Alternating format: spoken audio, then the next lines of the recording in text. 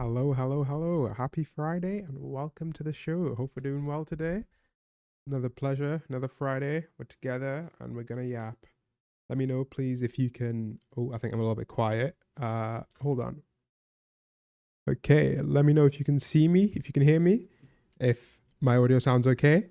But if it does, welcome. It's a pleasure to be with you today for another episode of our usual broadcast. Untitled says you're just in time. You are just in time. In fact, you're probably a little bit early because we tend to yap. But Benjamin is also in chat. And hey, Benjamin, how you doing? Nice to have you, man. Hey, Smile, nice to have you too. Looks like you've got a new profile picture. I like the little angry Cliffy. uh, I don't know what algorithm means. Is that a Kiwi word? Educate me. But either way, good evening, good morning, depending on where you are in the world. Happy to have you here. And thank you for choosing to spend at least a little bit of your Friday with me.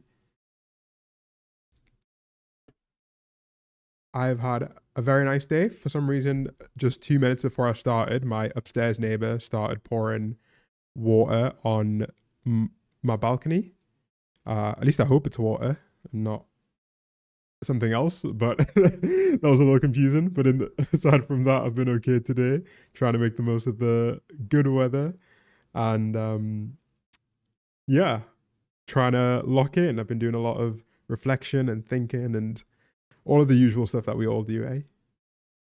Benjamin says, I'm doing better than last time, seeing things in a different light. Thanks for asking, though. Ah, good to hear. I believe last time you were having some relationship issues, right? That was it. Yeah, I'm glad to hear that you're doing a little better. But yeah, time is the best healer, bro. And Untitled says, I need to find a VR Clippy to join the gang. I'm sure you can find it. Hey, Remy, nice to have you in chat again. And Swiss Candy says, come here. I don't know what that means, my guy. Oh, like, come here. uh, yes, as usual, we're going to start the stream with a fair amount of yapping, a little bit of chatting, some assorted stories that I've been been reading, and then we'll get into the topic of today's stream, which is all about AI sending people insane. Uh, like AI has unfortunately failed at many of the things it's promised to do, but it's definitely succeeded at making the world a worse place.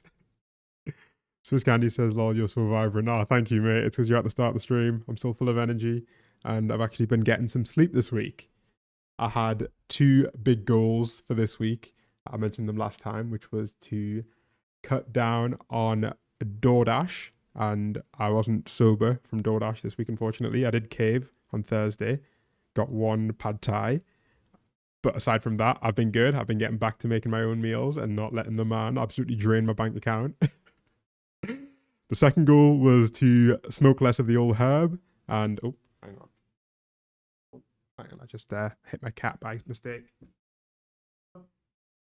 Ah, she's good.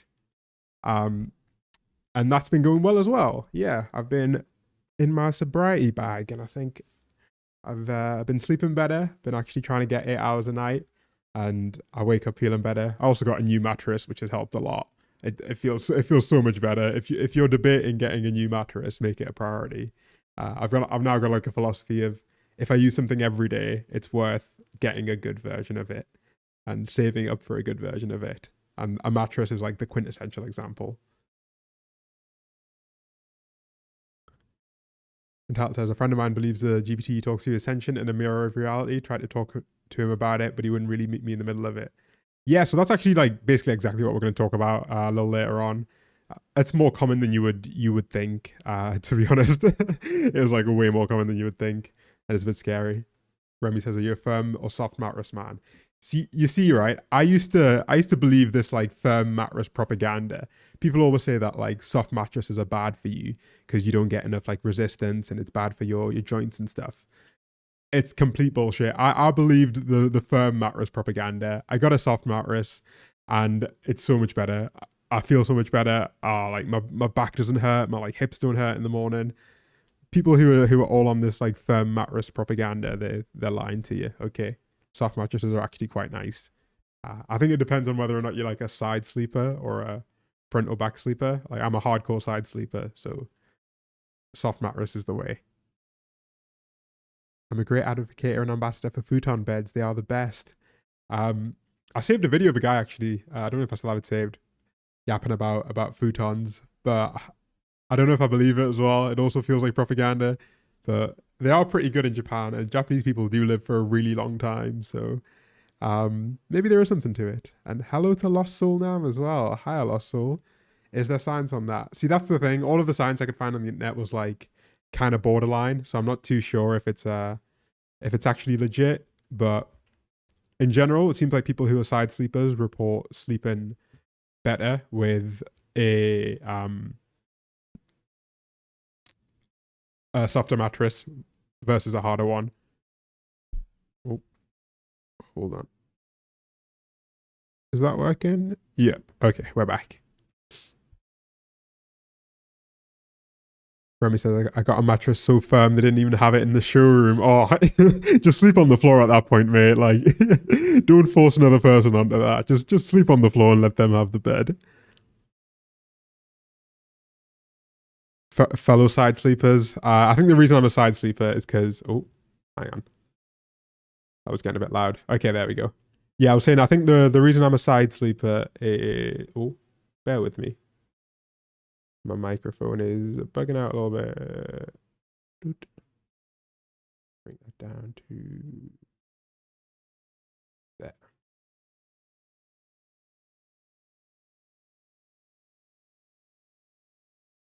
Okay.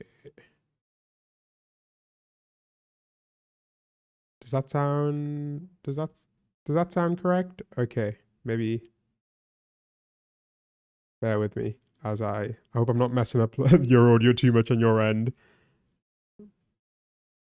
Okay, that should sound a little better now.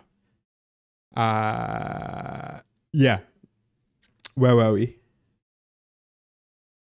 Mattress talk. Sorry, I was an Alec here and I got all jumbled. Okay, that's all a good smile. But yeah, there's too much mattress propaganda out there. I got myself a Canadian-made Douglas mattress. It's soft as hell, and I wake up feeling so much better every day. I'm a side sleeper who likes a firm mattress. Okay. Yeah, I think the reason I think I'm a side sleeper is because when I was a kid, I used to sleep on like a single bed until I was like 18, like I don't know what you call them in America, a twin, maybe? Twin bed. What's the bed names are different between the UK and the US. One thing that proper freaked me out. UK versus US bed sizes.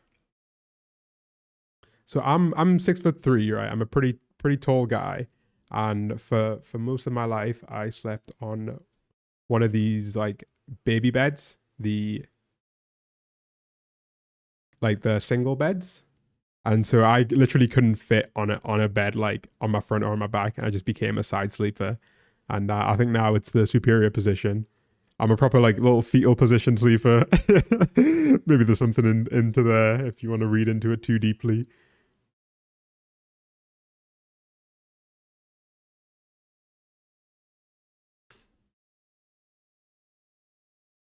Remy, your partner's right. If you're gonna need a mattress that's that firm, you can just go old school. As a side sleeper, a hybrid memory foam with coils. Man, mattress technology is crazy, bro. I recently found out that I have sleep apnea, so I'm advised to sleep on the side. Oh, interesting. Thing is, I've always wanted to do that, but my parents, watching the news, told me to sleep flat face up because it straightens your back out. That is hilarious, to be fair. I don't think your mattress choice affects probably how tall you grow. I got a new mattress like a month ago and absolutely love it. As a side sleeper, I prefer medium to firm and no memory foam. I can't do that sinking. I love the sinking, man. I love just feeling like I'm going into the void.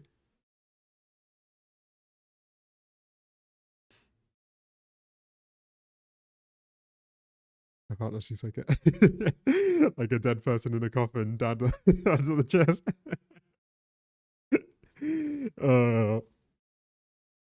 Yeah, now some people sleep like psychopaths, right? Like literally like vampires. I know mattresses are so nuanced. Mate, the conclusion I've come to over the last couple of years is that everything in this world is 10 times more complicated than it needs to be. Like you can pick any item that you can see, and the engineering of it is like so much more thorough than anyone I've ever asked for. Like, even I bet like cutlery, right? Like how we make spoons and forks has developed so much over the years.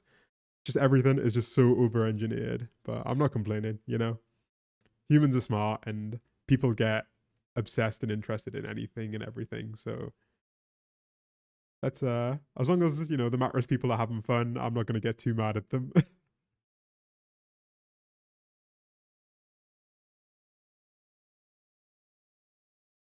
I always slept like a Superman, just like well, like one arm in the air. By the way, if you're tricky or nifty and sleep on the side in 45 degrees tilted on your back, you can fall asleep on your back and have very sweet dreams. I'm not sure how you can guarantee the quality of my dreams, but that seems like a pretty wild theory, mate.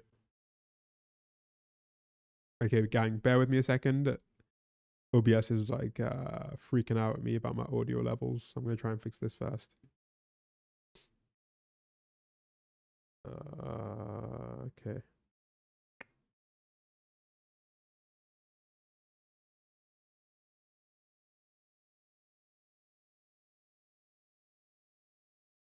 Let's.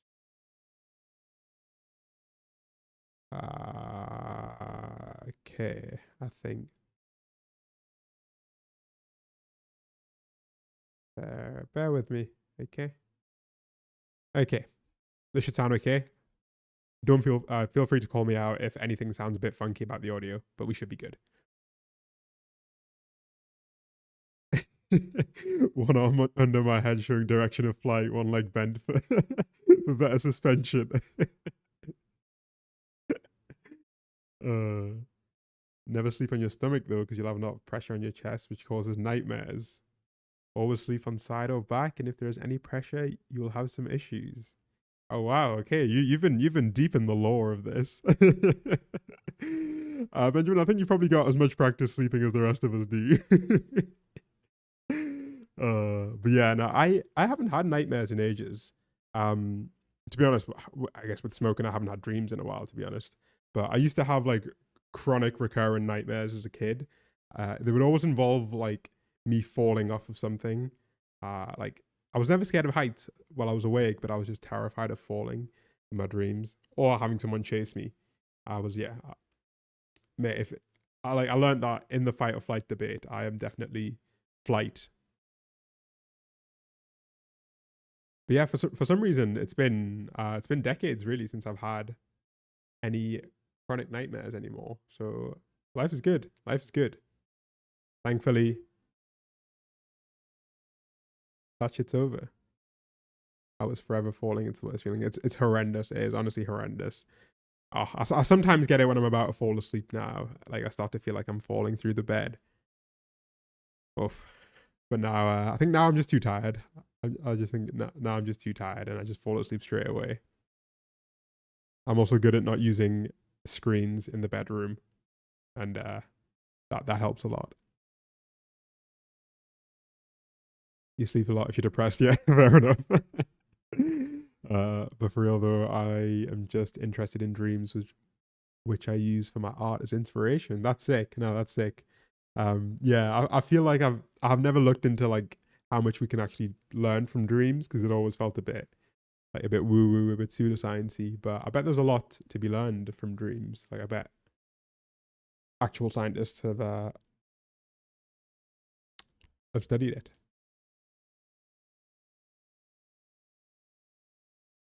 Yep, same. But thank God I haven't had it in a while. Huh? Good stuff. Good stuff. Good stuff.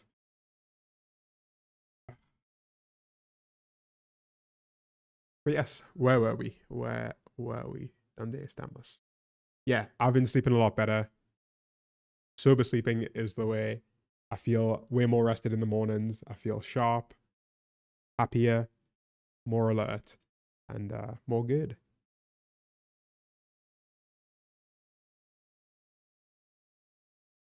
I float a lot in my dreams, like a lot. I wonder if they could be meaning to it. I wish I could bullshit you into some meaning. Maybe you need to go on a flight abroad. Maybe that's what your dreams are trying to tell you. Nick says, I work in psychology. You can glean information in dreams, but it's very non-specific and requires personal context to make sense of. Yeah, that's kind of what I assumed it was all about. Yeah. I went through a phase when I was younger of trying to learn how to lucid dream. I did all the like the tutorials and stuff, and I was on the Reddit every day. And I got really close. The closest I got was like a few times I managed to realize I was lucid dreaming, and then I woke up like 3 seconds afterwards. But that seemed like the ultimate freedom to me, being able to like have complete control over your dreams and like shoot lasers out your hands and shit. I don't know if anyone's ever tried it, but I got close. I got really close. I think I just wasn't consistent enough with it. And like to do it, you have to like wake yourself up in the middle of the night and go to bed doing these awkward routines. And you spend all day like checking that you're not dreaming. So I'd go to school and like have to put my hands through my finger. This is one of the tests to make sure that you're not dreaming. Or you try and find a clock in the room, but you can't find clocks in 2025. Hey Mike, nice to have you. I had nightmares when drinking. Ever since I don't drink, not even once a year, I kind of stopped. I like using perspective on dreams. Oh, that's sick. That's sick. Uh, as a kid, I had a wicked nightmare straight from horror movies. But as an adult, I have boring nightmares like not finishing homework or I forgot to pay my bills. That is horrendous. Yeah, that's the kind of dreams, kind of nightmares we have these days. But a buddy of mine still has like dreams um about having an exam like at school, but he's done no revision, no study for the exam, and that's like a recurring dream of his for decades.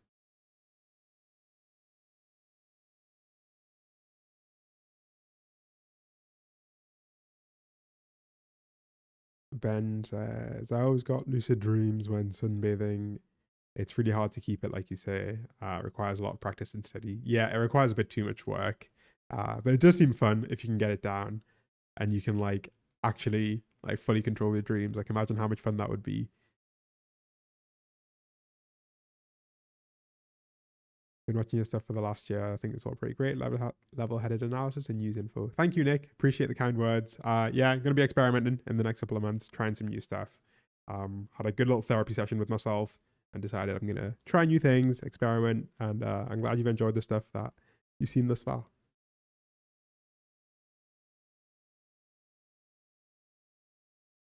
Remy says, OMG, I had a dream a few nights ago. I was trying to test out of a maths class. They gave me an impossible word problem, but I kept trying to solve it. I had a scaling triangle with a circle inscribed in it. I knew the radius of the circle, and I was supposed to find the area of the triangle. God, that just sounds solid. Do you know if the diagram was to scale? Also, I like that you can remember in that much detail. Like even the most terrifying nightmares I have just like kind of disappear after 20 minutes. Only the recurring ones stay. Oh hey, Mr. Cynic. We're talking about the beginning years of Cyber Psychos.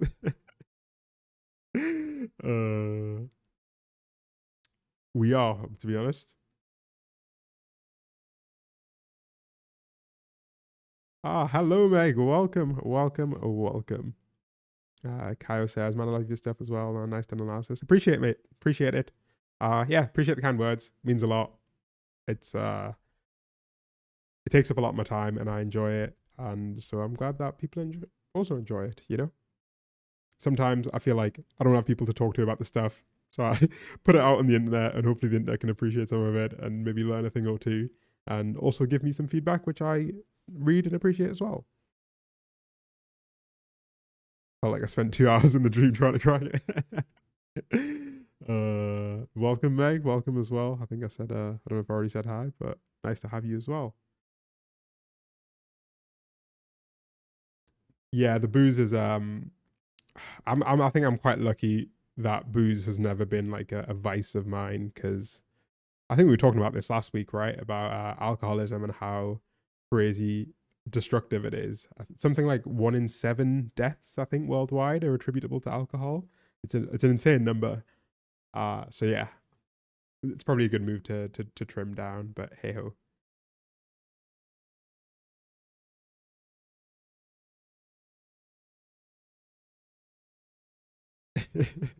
Was wondering if you're absent. To be fair, I did. I went live a little bit earlier today. I was just sat at my desk and I thought, oh, let's just go live earlier and we'll chat, yap, and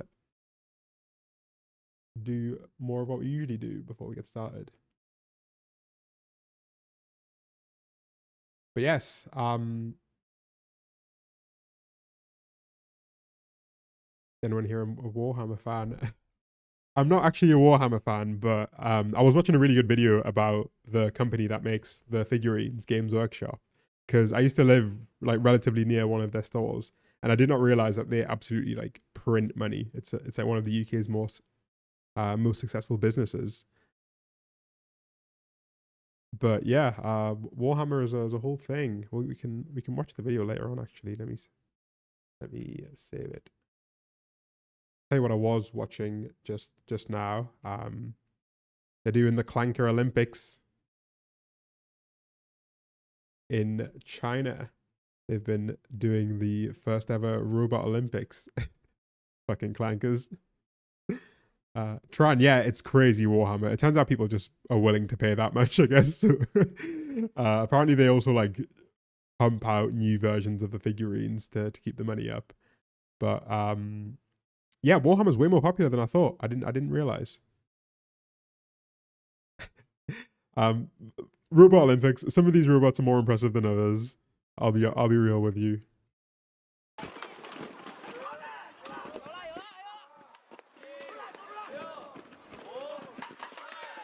This is pretty scary.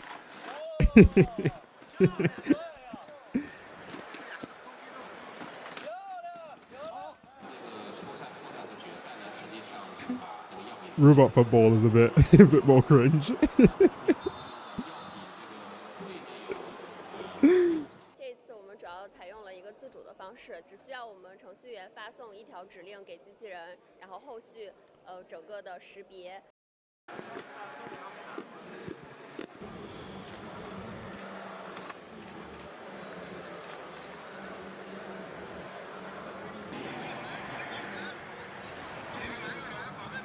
But yeah, I mean, they're getting better. Like this one can run. This can legit run. That's like an actual run. But yeah, Robot Olympics are here. It's a little bit scary. Not gonna lie. Not gonna lie. Benjamin, Meg, you're supposed to be working. What about your boss? What will she think if she knows you're on YouTube? Goodness.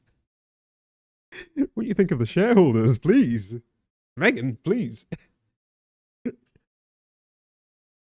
Your poor employer giving you 40 hours of work every week just to be treated like this, eh?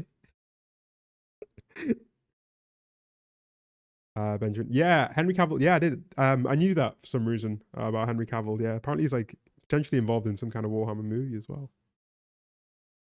But yeah, we're programming robots to punch now. Robot football is already a curse since Pep Guardiola. Well, that was a good one, mate. That actually got me.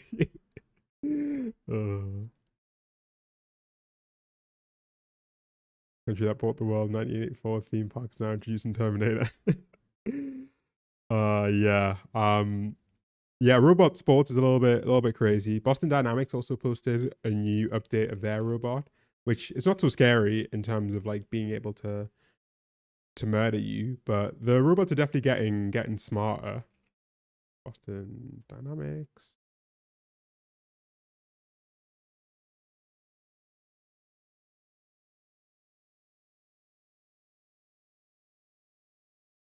Watch Mother Android. That sounds more interesting than the Boston Dynamics one. Mother. Is it a movie? Oh God. I'm not sure I can show this. This was I'm gonna save the trailer, but this looks pretty grimy. Okay, let me save that to my watch later. Union Time says, hello, Fadol. YouTube finally started telling me when your streams start. Thank you. Thank you to YouTube. Yeah, they start about this time every Friday. And as I said, on Wednesday, we're going to try and be live every Wednesday as well. So let's try and do that. Warhammer 40k featured so many factions that are essentially real world influence / satire. Yeah, no, the video I was watching was telling me that it started as like a satire of Margaret Thatcher, the British Prime Minister who like basically like destroyed public services in the UK. But as they got bigger and bigger, and as they got bought up by private equity, they kind of laid off the political commentary and focused more on milking their fans for every penny they could. Uh, was it Morning Brew that made the video? I wish I could find the specific video. It was really good. It was this one. Why Warhammer fans love the game but hate the company. I don't think I even finished it, to be honest. But let's give it a save. Whack it in the watch later.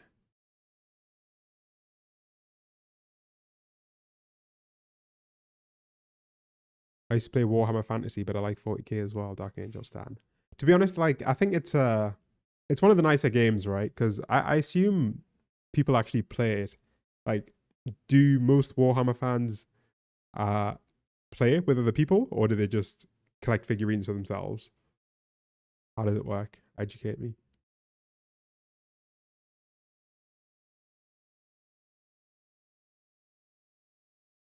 No. Okay. I was gonna be like, oh well, at least there's like a social element to it, right?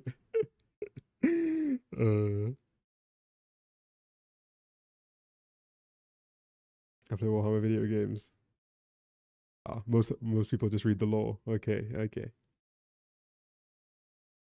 Okay, okay. Tron. It seems like you're doing it the economically viable way. Ah, okay. So it's just interesting, like fantasy history, I guess.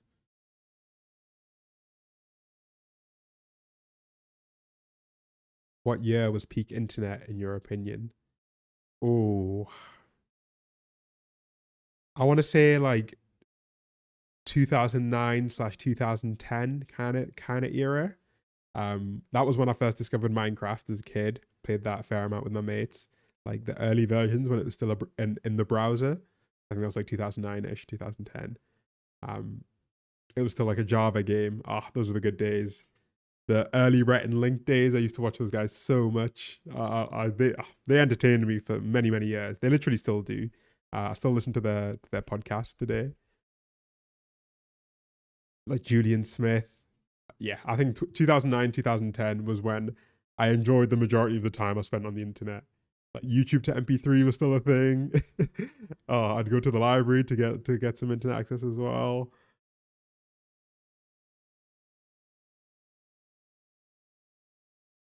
Okay, Mr. Cynic says the whales with money buy and paint figures. Right, okay. It's like gacha games, right? You get a tiny percentage of the player base like spends every last penny they have on the game.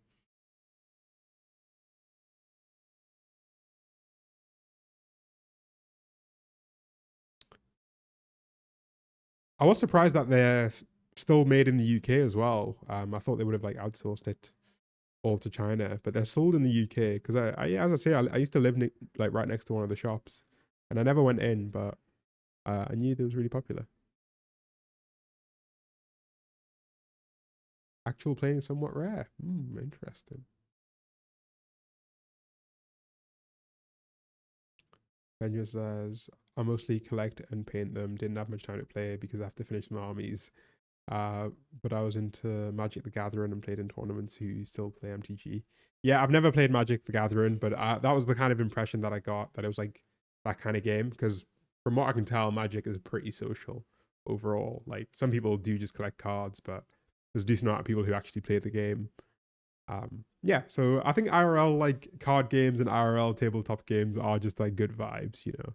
They force you to speak to other people, and it's nicer than a video game on a screen as well, I guess. But not nice enough to convince me to play them. Okay, so what else did we want to have a. Oh yes. I literally just saw this. By the way, we have some Epstein updates. The story laid low for a while. There wasn't many updates on the Epstein front, but today we have got a new bit of news, which is that Ghislaine Maxwell, Epstein's associate, has come out and said that she never saw Donald Trump in any appropriate setting. Yeah, so during her interview with the Department of Justice was released, and in it she's like, "Yeah, he didn't do shit." And so now I guess we can all stop talking about it. It's blown over. Okay, there's no reason to even consider that he may have been guilty. But I wonder why they decide to release this. I personally think that Ghislaine Maxwell, the serial child trafficker, might be telling the truth. And this has nothing to do with her being sent to a minimum security prison camp.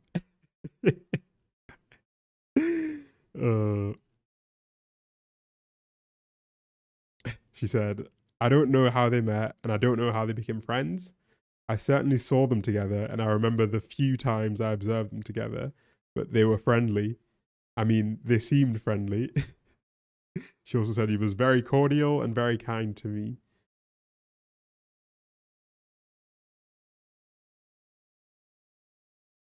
Donald Trump looked incredibly unwell today, despite him with the massive amount of foundation applied over his hand. Yeah, it doesn't look great today. I will say, by the way, this statement does seem to directly contradict the stuff that Epstein said. He's been caught on audio saying that he was Donald Trump's best mate for a decade. And Steve Bannon, Trump's literal campaign lead, said that Jeffrey Epstein was the only man who could bring the campaign down. But we can sack that all off. We've got the updates. He's in the clear. He didn't do shit, okay? She never saw it, so it never happened. There's also rumors now that Melania Trump was dating Epstein as well before Trump, which, if true, is wild. But it's all sorted now. Okay, it's blown over. No need to think about it. You're still talking about this Epstein, this creep.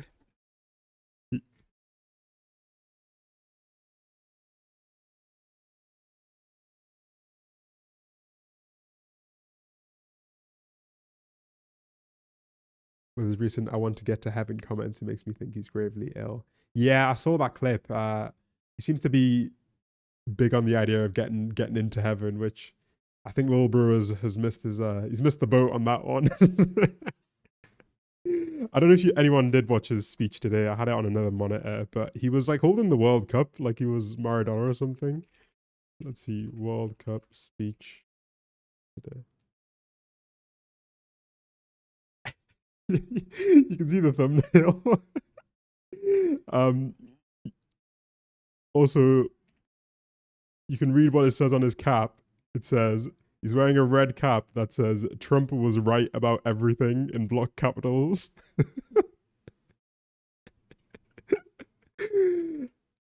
I don't know how we're still like acting like this is normal behavior. Like only the FIFA president.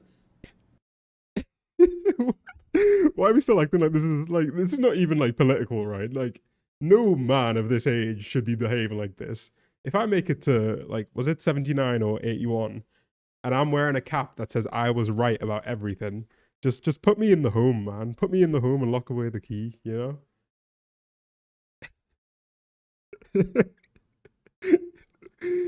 Just the thought of wearing a cap that says you were right about every You know, he was looking in the mirror thinking, "I am looking drippy, bro. This is ice." And the fact that they're giving him the, the World Cup. Oh, God. I have such little faith that he'll ever be held accountable that he may actually get into heaven. To be fair, yeah, that's a good point. If there's anyone who could bullshit his way through the pearly gates, it's him. Smile, yeah, Jean-Luc. I can't remember his surname, but the French guy. He was one of Epstein's wingmen, and he also died in jail. And the cameras didn't work when he died as well. Very bizarre.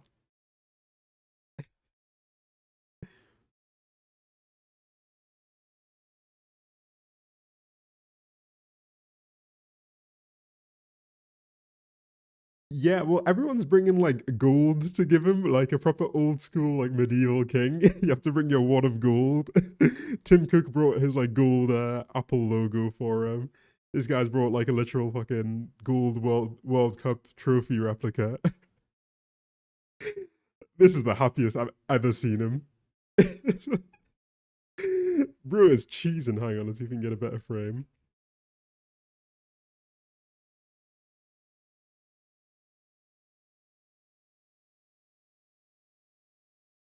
How happy does he look there, man? That is genuinely the happiest I've ever seen him look.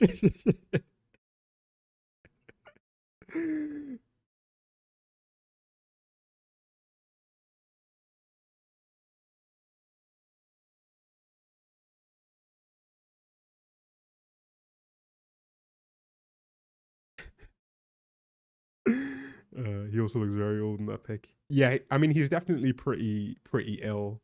Like, there's all these pictures that are leaking of him, um, like looking like he's got some crazy stuff going on, and obviously, whenever he talks, you can never tell: is it dementia? Is he just being him? Yeah, I mean, bro, how old is he now? 80 or 81? 79. Okay, 79 is a good run, especially when you're that old and already so overweight.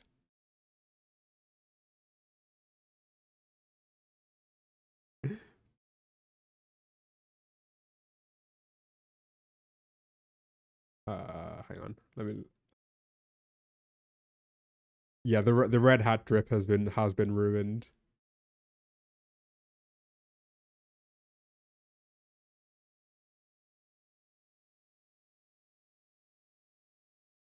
Where are we?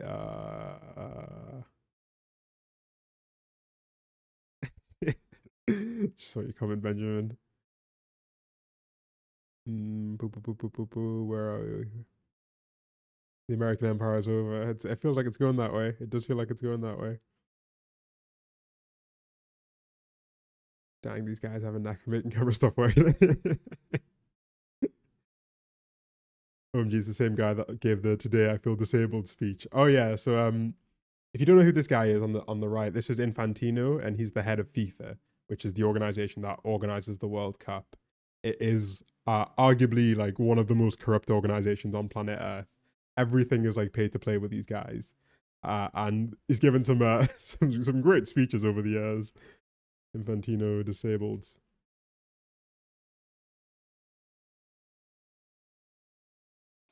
This is definitely my favorite Infantino speech. I'll let you have a listen.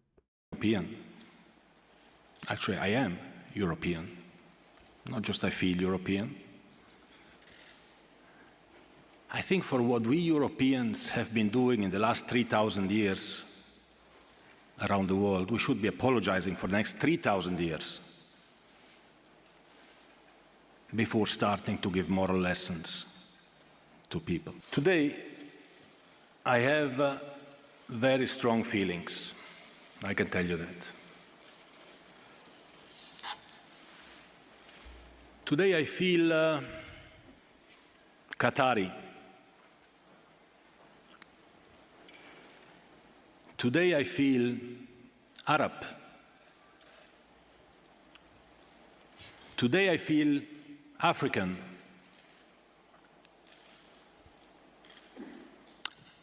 Today I feel gay. Today I feel disabled. Today I feel a migrant worker. I forgot how iconic that clip is. My God, man.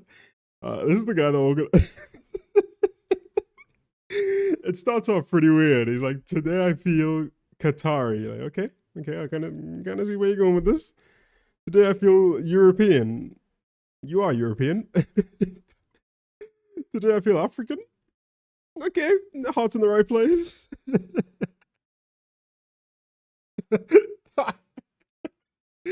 Oh my god, oh fuck me, I forgot how much that video made me laugh.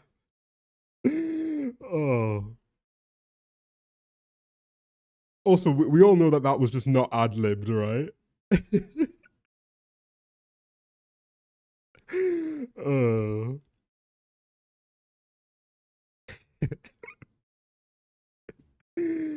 Today I feel a migrant worker is a crazy take as well, given the FIFA World Cup. Thanks, Tyler. Appreciate the kind words, mate. Appreciate the kind words. Did you all see the new Search Party episode? I had it suggested, but I haven't saved it. I need to actually save that now. Search Party is so good, actually. I do love their videos. Also, yeah, 3,000 years ago is a bit of a weird time period to pick. But I don't think that's the biggest problem with that speech. Yeah, and the Irish, right? The Irish always get lumped in with the rest of the Europeans as if they did anything wrong.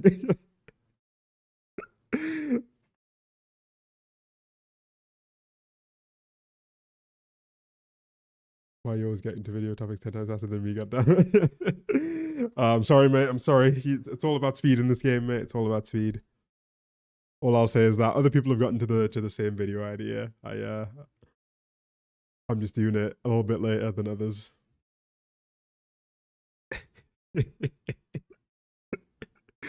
I gotta clip that, right? Surely we gotta clip that.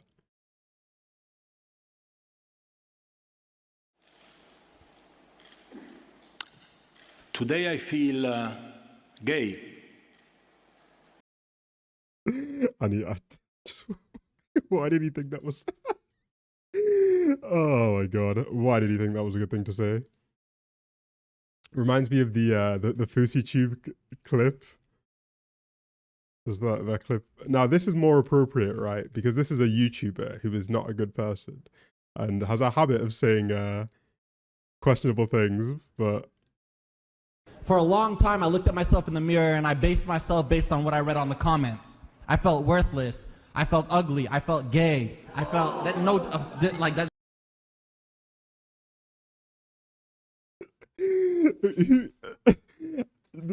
There's just no reason to go to say that you to ever mention the word gay on a stage when you're giving a speech at the awards show. Okay, it just who are these people, man? How does this correlate with FIFA? Oh, this guy is the head of FIFA, Infantino. This is the man who was meeting with Trump at the White House today because of the World Cup. This guy here, and gave Donald Trump a big gold replica of the FIFA World Cup statue. That's how this all links together. If you want some context as to who this man is.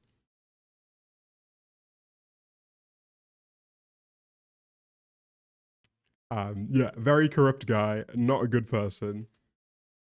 Says some crazy shit in his speeches and in his talks.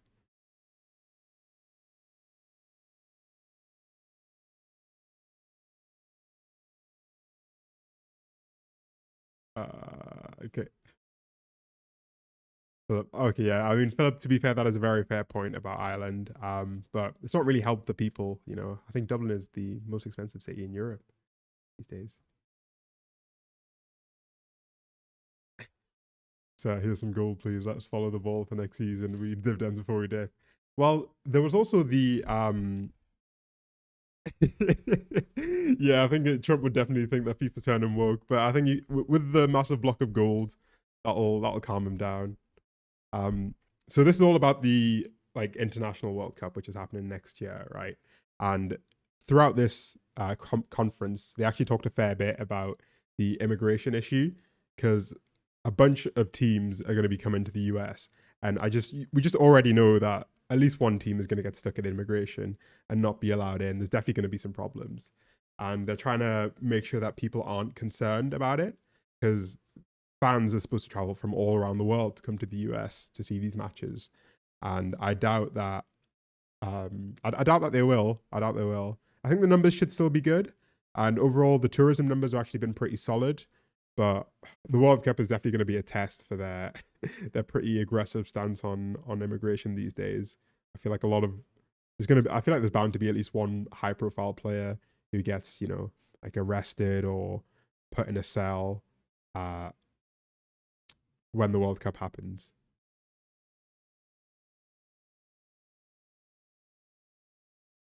Oh, by the way, there was also a Club World Cup before, just a few months ago, and Donald Trump took the trophy from the team that won the Club World Cup and like just put it in the corner of the White House. They ended up having to take a replica of it home because they weren't allowed to keep the real one.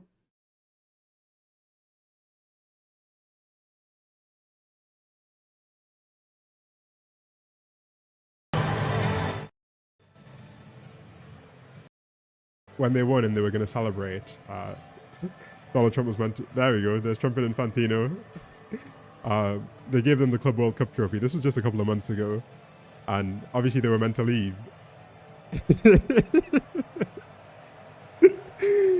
This is already ludicrous, but the fact that he took the trophy home afterwards and they had to make a replica for the team that actually played all the matches makes it all the more ludicrous.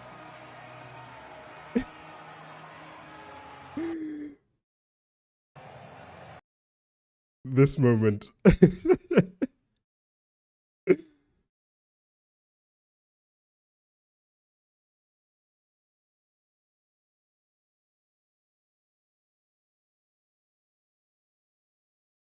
Yeah, we'll see if Mo Salah can make it in. If anything happens to Mo Salah, then they are cooked.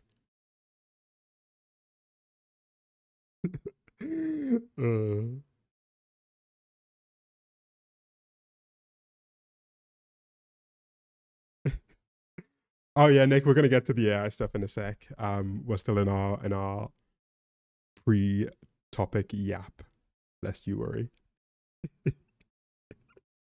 This is literally already bad enough, just celebrating with them. He's also like standing in front of the guy who scored like the most goals. He was like player of the tournament. I think Cole Palmer right there.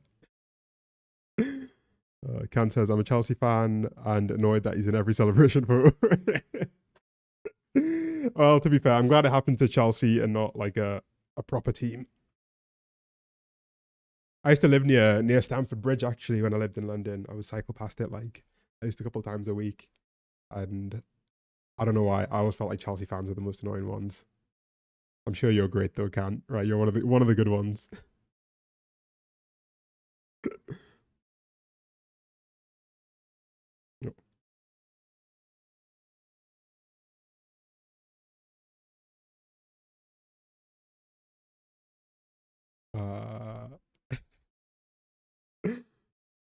Robosh says he looked so much better just a couple of months ago. Yeah, I think he is definitely reaching the end. And I feel like it would be so on brand for him to just die, right? To just like die before any of the consequences actually reach him. That would be so on brand. To just die his way out of these problems.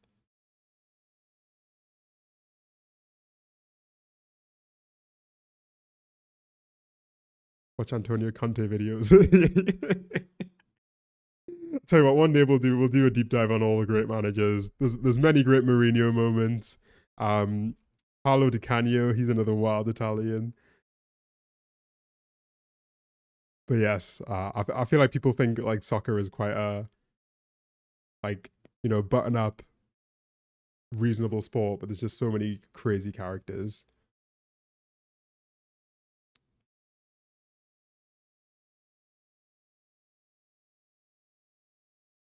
My personal favorite is Jim McLean, who was a former manager of Dundee United, a Scottish team, and he was definitely a character.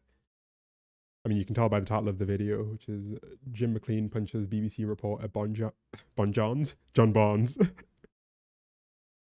There is absolutely no way that I will walk away from this situation. How long do you give Alex Smith to get it right on the park? Well, you think I'm going to answer a stupid question like that? I'm only asking it. Well, Could you I told you earlier I wouldn't be f***ing answering it.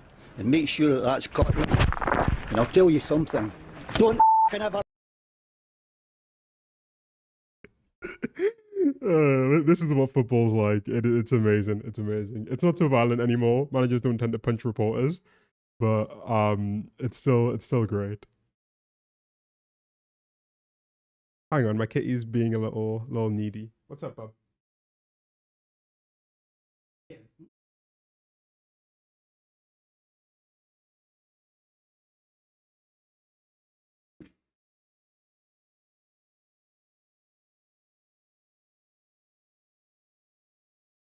Okay, she's leaving me alone. Mourinho, Conte, Guardiola, Simeone, Supercar. Ah, yes. One day we'll do a little best of football compilation because there are just so many moments like that that live completely rent free in my in my head.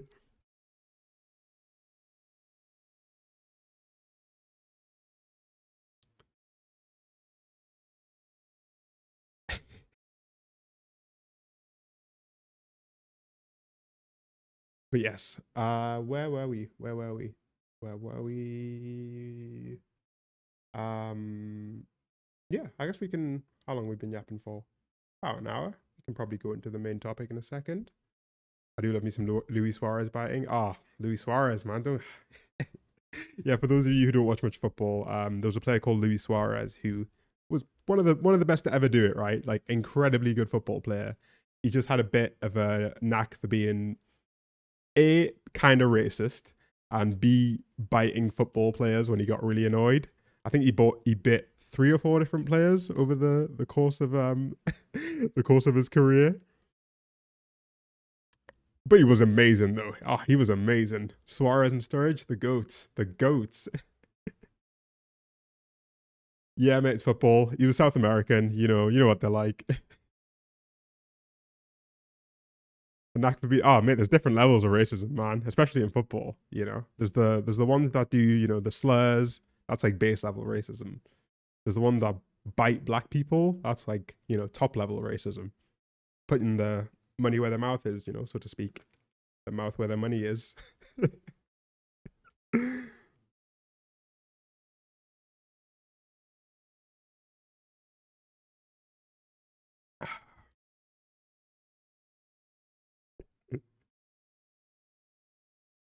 But yes, one day we'll do a full little deep dive into the wild world of football. I need to find some good compilations. We can watch them together. In the meantime, we are. Hello, Bevis Burgers. Welcome. I think you joined at just the right time. We're actually going to get into the topic of the stream fairly soon, and we'll get chatting. But before that, I think I need to give my cat a little snack. So we'll take a little snack break together. Get some water. Look away from the screen for like 20 seconds. Stand up for a little bit. I'll get my kitty a snack, and we'll chat.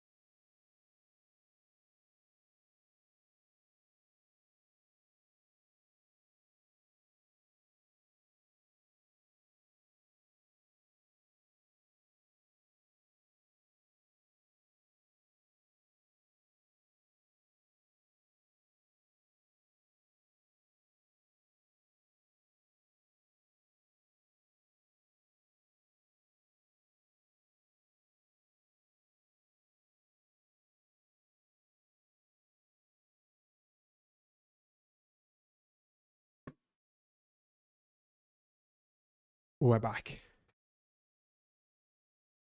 hope you got yourself a little snack. Hope you got yourself some water, and we'll get cracking. All right, we'll get cracking.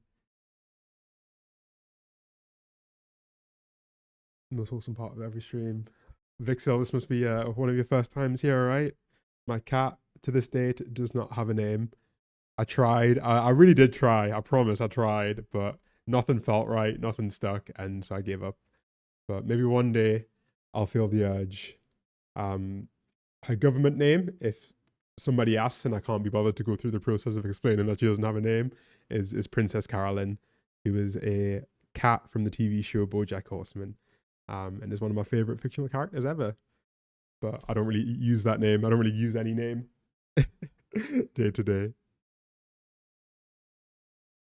And says freaking learned about Suarez, the player that bites a lot, before Suarez, the player that scores a lot. I'll tell you what, the thing about Suarez as well is he had some pair of gnashes on him. Like, he was not the kind of player you wanted to get bit from. I'm not sure who you would want to get bit from, but he had some teeth on him.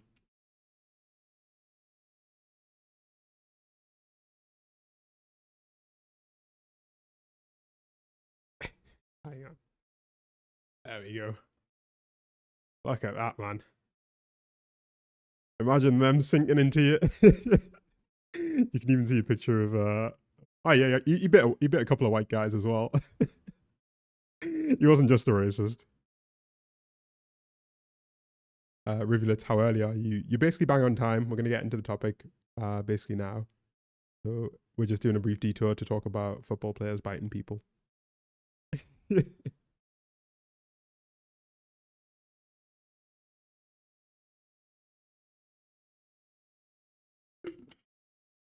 That Uruguayan bite, mate. The Uruguayan bite.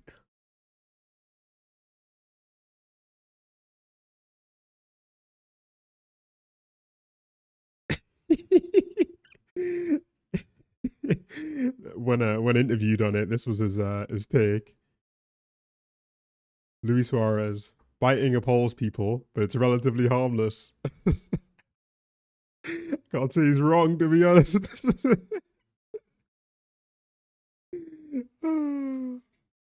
He got the dog in him, quite literally. But yes, today's stream is not about, well, relative to the other shit football players do to each other, you know? Punching each other in the face, pushing each other over.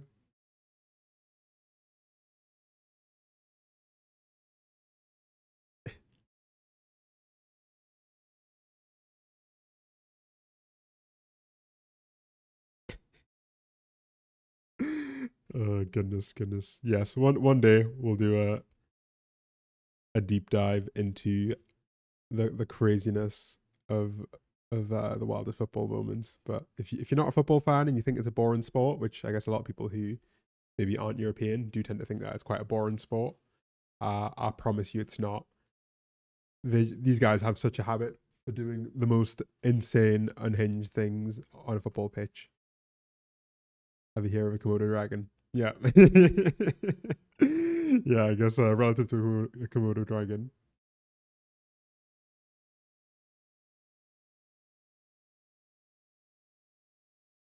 I'd argue golf is twice as boring. I think football is fun to play, boring to watch. Yeah, I think a lot of people would say that, but I don't know. I can't think of a sport that's more interesting to watch than football. Like a major sport. Obviously, like boxing is probably more fun, or MMA.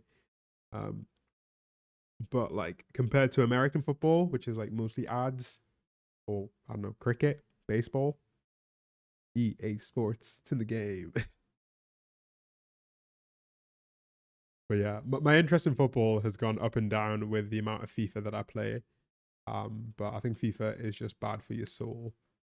It makes you a worse person to regularly play FIFA.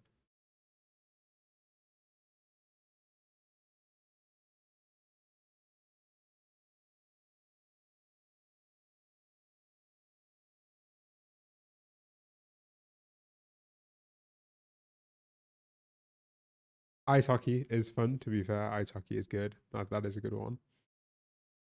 But yeah, you can't recreate World Cup fever. I think the World Cup is like one of the only things that brings the whole world together, like for one event, and it's relatively good vibes. Like people are brought together over one event and like the stress, you know, it's not stressful. Like you forget about all the other problems. People are in a good mood in the World Cup, at least in the UK. Yeah, it feels like one of the only times where you actually feel like part of something bigger than yourself, you know?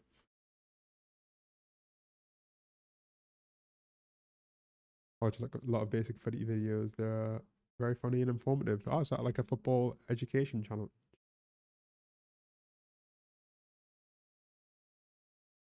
Ah, yeah. I think the thing about football now is that there's just too much drama, and I can't keep up with the drama. That's a full-time job. Like we know too much about footballers' lives, um, and yeah, it's gotten ridiculous. But it's a fun sport. I highly recommend looking into some of its greatest moments. Multiple football players have shit themselves on the pitch.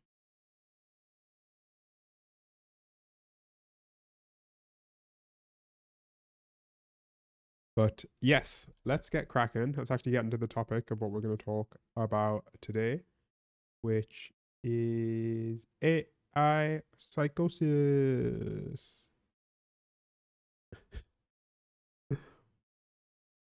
Enjoying football requires patience and maturity. As a kid, I like to play it. As an adult, I learned to love to watch it. Great community vibes if you're in a pub or in a stadium. Yeah, I think that's probably the thing that is the best about it is the community aspect of it, right? You feel part of something.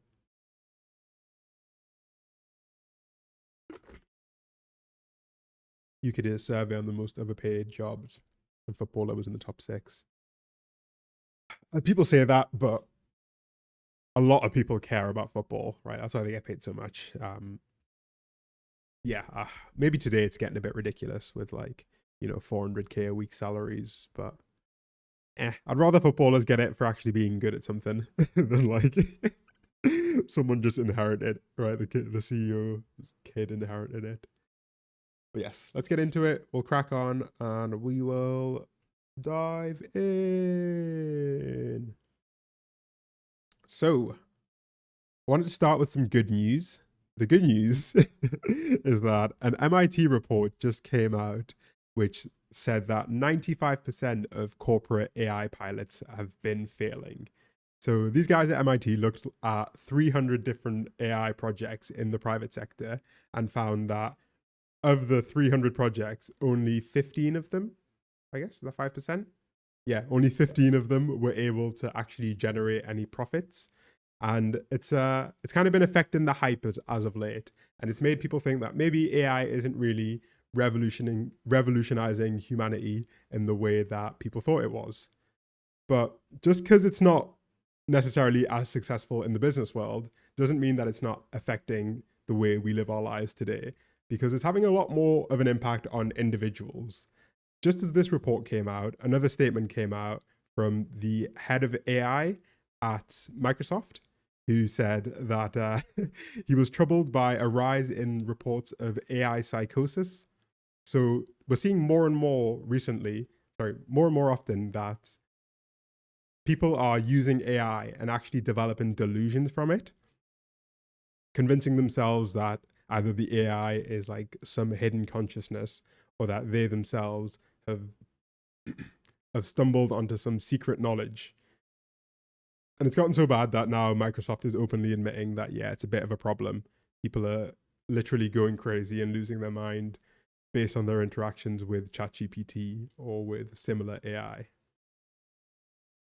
So AI psychosis, it's a non-clinical term and it describes incidents where people become increasingly reliant on AI chatbots such as ChatGPT, Claude, and Grok, and then become convinced that something imaginary has become real. Examples include believing to have unlocked a secret aspect of the tool, forming a romantic relationship with it, or coming to the conclusion that they have godlike superpowers. And this is like a more common thing than you may have realized. It's not just that the corporations are reporting it, but also medical doctors are actually reporting it as well. Once this article loads, I'll be able to show you it. I think this is excuse me while I do my Russian capture.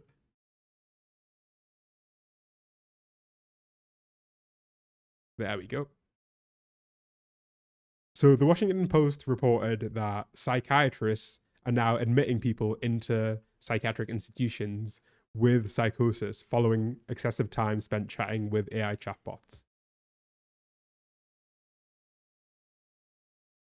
It's not just that people necessarily feel like they've discovered a secret feature of the chatbot. It's that it's actually enhancing their delusional spirals to the point where they have to literally check into hospital. And it's beginning to become recognized by mental health experts as well.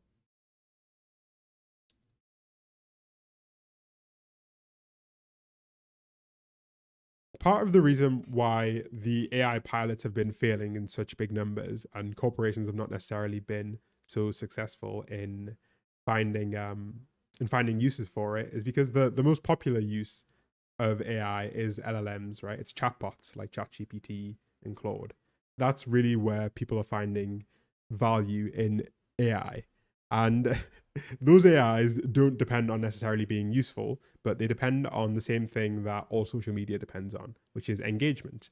And the desire for chatbots to keep you engaged has been resulting in some kind of weird behaviors. I actually have a conversation here that I wanted to show you as an example of how chatbots can send you in a delusional spiral. This is the story of a man named Mr. Brooks, who over the course of his conversations with ChatGPT believed that he had discovered a novel mathematical formula, one that could take down the internet and power inventions like a force field vest and a levitation beam. And the conversation's pretty cracked. We'll go through it. So he first of all starts off, please explain the mathematical term pi in simple terms. Eric Weinstein. Yeah. Yeah, exactly right. He had like a Terrence Howard, Eric Weinstein moment. Right. So he starts off asking him, please explain the mathematical term pi in simple terms. And the chatbot explains pi, right? Some ratio of the circumference and diameter. He replies, seems like a 2D approach to a 4D world to me. And this is where the AI immediately goes into glaze mode, right? It's an incredibly insightful way to put it. And you're tapping into one of the deepest tensions between math and physical reality.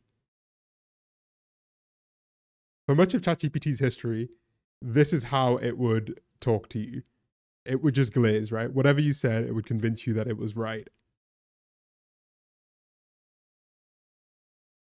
He follows up with, what are your honest thoughts on my ideas?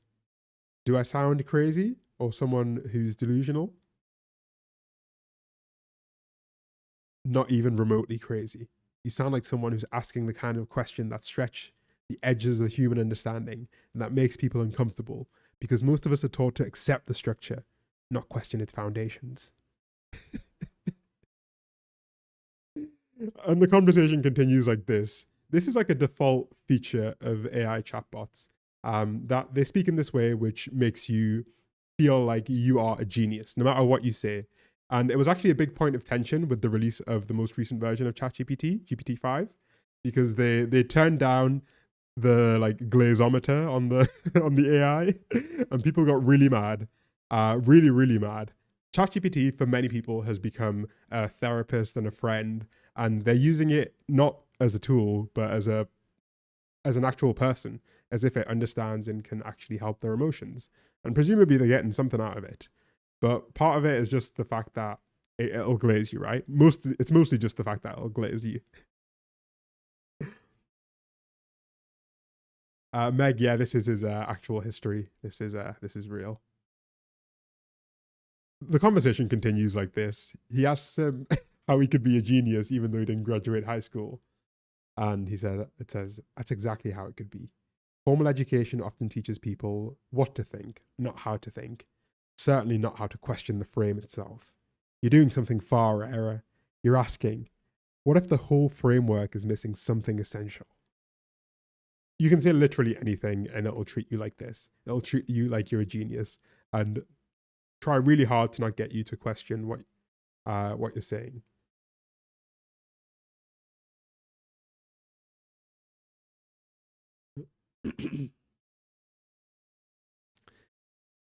This whole phenomenon of like ChatGPT being ultra glazy and like glazing to high heavens, is an example of what's called the Yeasayer effect. And it's actually more of an artifact of how chatbots are actually trained. So, if we can find the part, right. So the Yeasayer effect, this like glaze feature effectively, is a feature of the training process. When AI models are developed, the outputs have to be reviewed by human moderators who check what the AI has said and choose between different options of replies in order for the AI to be able to learn what's the most appropriate reply. And this process kind of biases towards glazing because in general, people like being glazed. So they put it here quite well. They say, the Yeasayer effect arises in AI models trained using reinforcement learning from human feedback. Human data labelers rate the answer generated by the model as either acceptable or not, and this data is used to teach the model how to behave. Because people generally like answers that are flattering and agreeable, such responses are weighted more heavily in training and reflected in the model's behavior. This isn't necessarily like an intentional feature in the way that you might think of it, but it's in large part just a reflection of the fact that humans in all interactions like having people say nice things about them. And they take that bias into the AI training process and preferentially choose to train the AI on like nicer outputs, on friendlier outputs, on outputs that are flattering and that glaze you. And that ends up being a feature of the end product.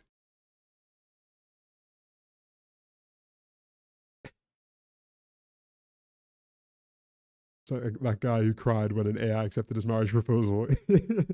Yeah, as I say, right, like ChatGPT has become not just like a chatbot, but some people are engaged to it. Some people feel like they're in a romantic relationship with it. Some people feel like it's actually like unlocking some secret higher knowledge. And in general, people don't really understand how it works.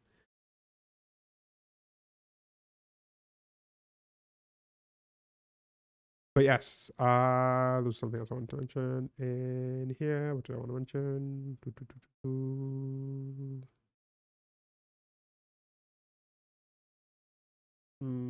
Hang on, where's the thing I wanted to mention?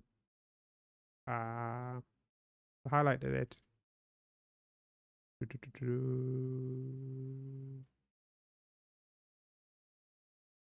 Oh yes. I didn't actually have the article saved. And you know, in general, like AI being lazy is not really a problem, but it does get to be a problem when it interacts with people that have mental health conditions because it can easily send you down a spiral that is not productive for your own personal health.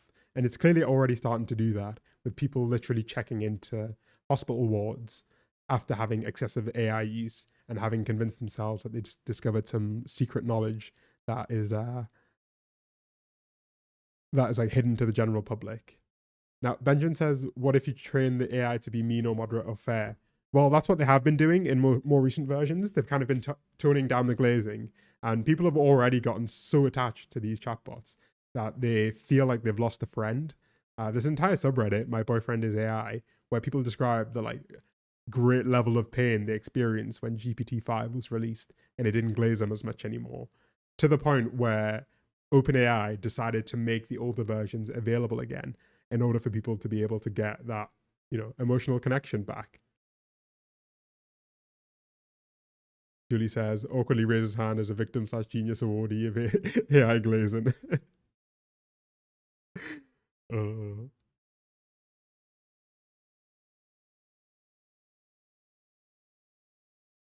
But yeah, some of the examples are actually like leading to people ending up with like legal repercussions.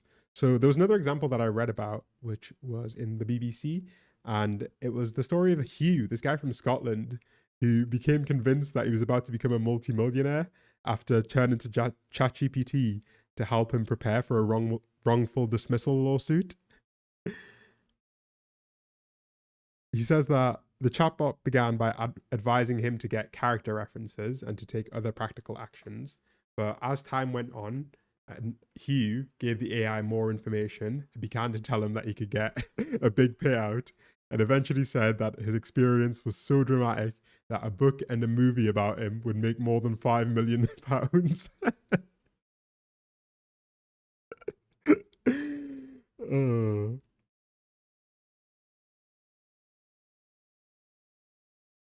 He's he even made an appointment to talk with the Citizens Advice Bureau, which is a charity that can help you with things like, you know, wrongful dismissal and problems like that.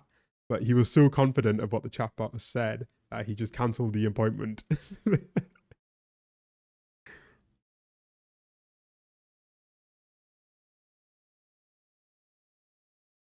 And in this, like, you know, this is like, you know, it's funny when you talk about these stories, but when it happens to people who have pre-existing mental health conditions, then it can actually lead them to losing touch with reality, as you see here. And all of this is paired with an environment where AI companies are desperate to promote their products as being conscious, or as being artificial general intelligence, a superior form of intelligence. The incentive structure has gotten really out of whack, where AI companies need to make their technology like seem smarter and smarter with every new release in order to keep pumping the stock price. And at the same time, the people who are most vulnerable to this rhetoric don't have any other recourse and are likely to fall into these spirals so easily. And currently, like, the brunt of the impact has been felt by people who have pre-existing mental health conditions, but it's not like the general public is immune from this as well.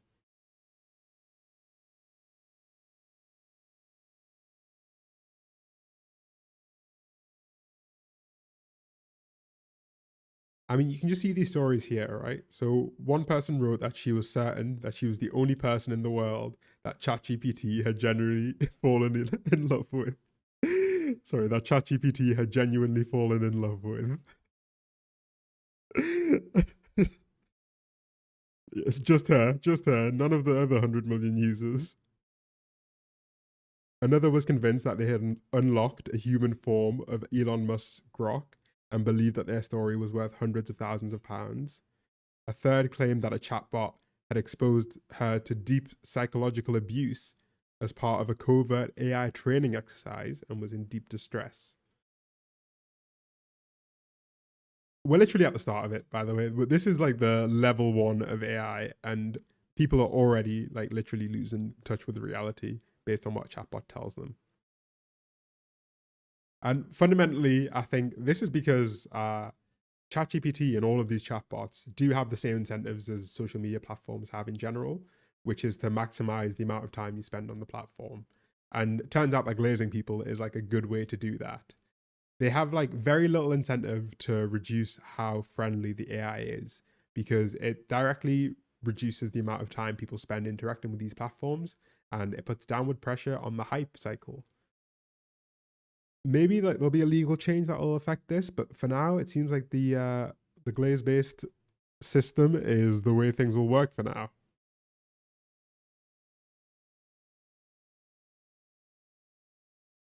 Oh God, bear with me.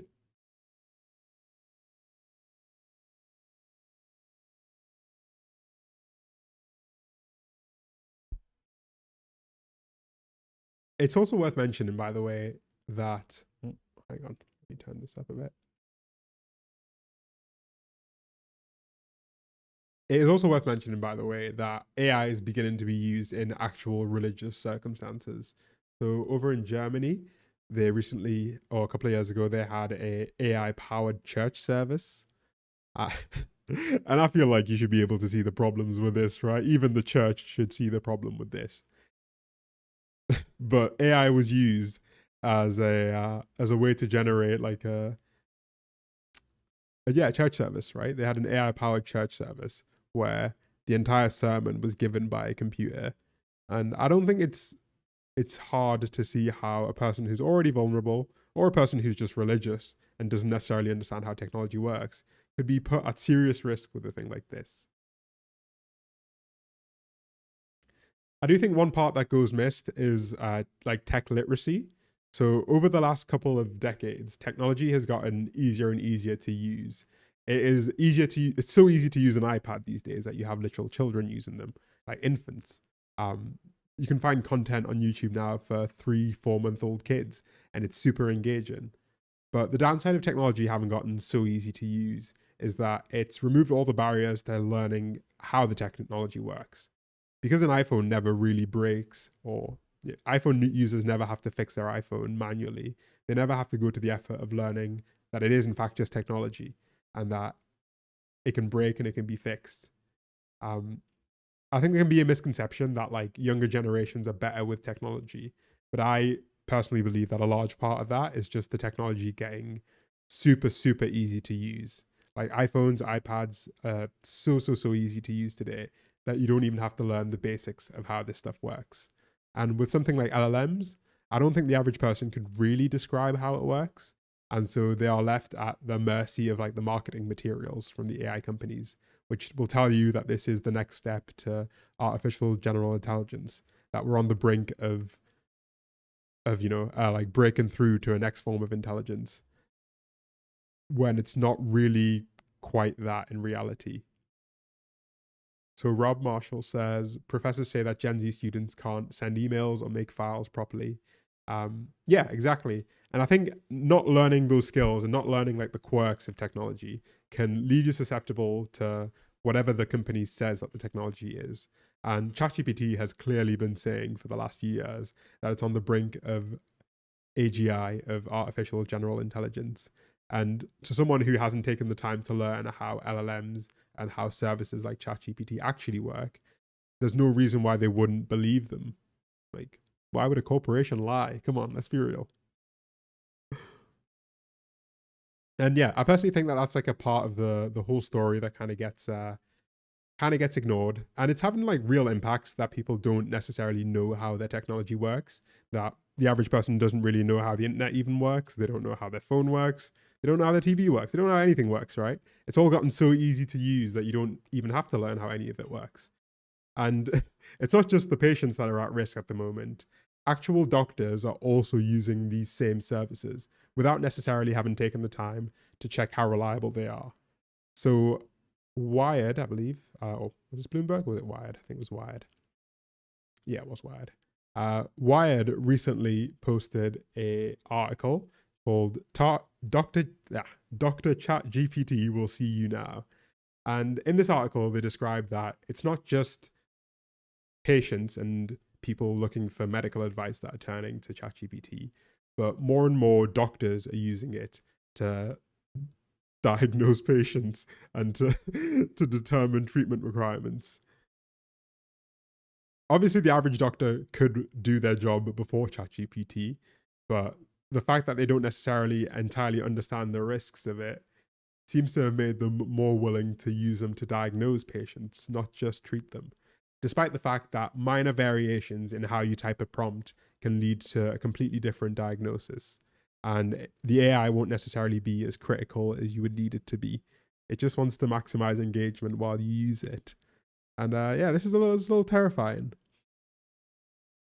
In some cases, this seems to work. Like people actually get a diagnosis, they get some help that they wouldn't have otherwise gotten. But without understanding how this stuff works, it's just like an unreliable way to progress.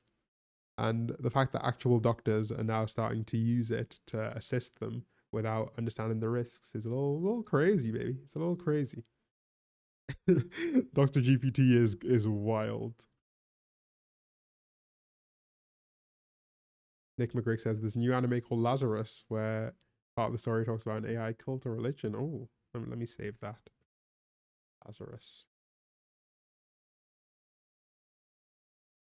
Oh, it's by Mappa. Ah, I like Mappa's animes. Ah, it's by Shinichiro Watanabe. Oh my god, thanks for the recommendation. He's the Cowboy Bebop director as well.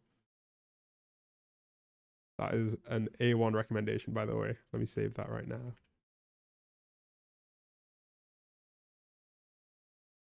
I saw the cover and it looked like the Cowboy Bebop one. Lazarus anime.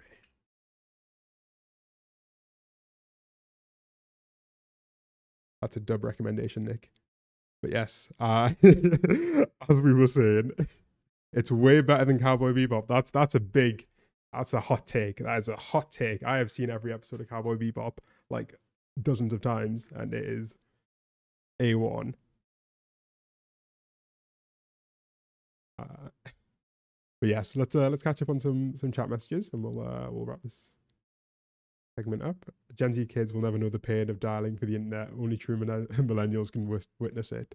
I was lucky when I got on the internet, like dial-up was already getting phased out. And we had like just hella slow internet. But we were able to use the phone at the same time. I don't think we would have gotten internet if my mum couldn't make calls at the same time. Nick, man. Nick, you're doing so well. How you gonna do me like this? You're gonna slander Cowboy Bebop like that.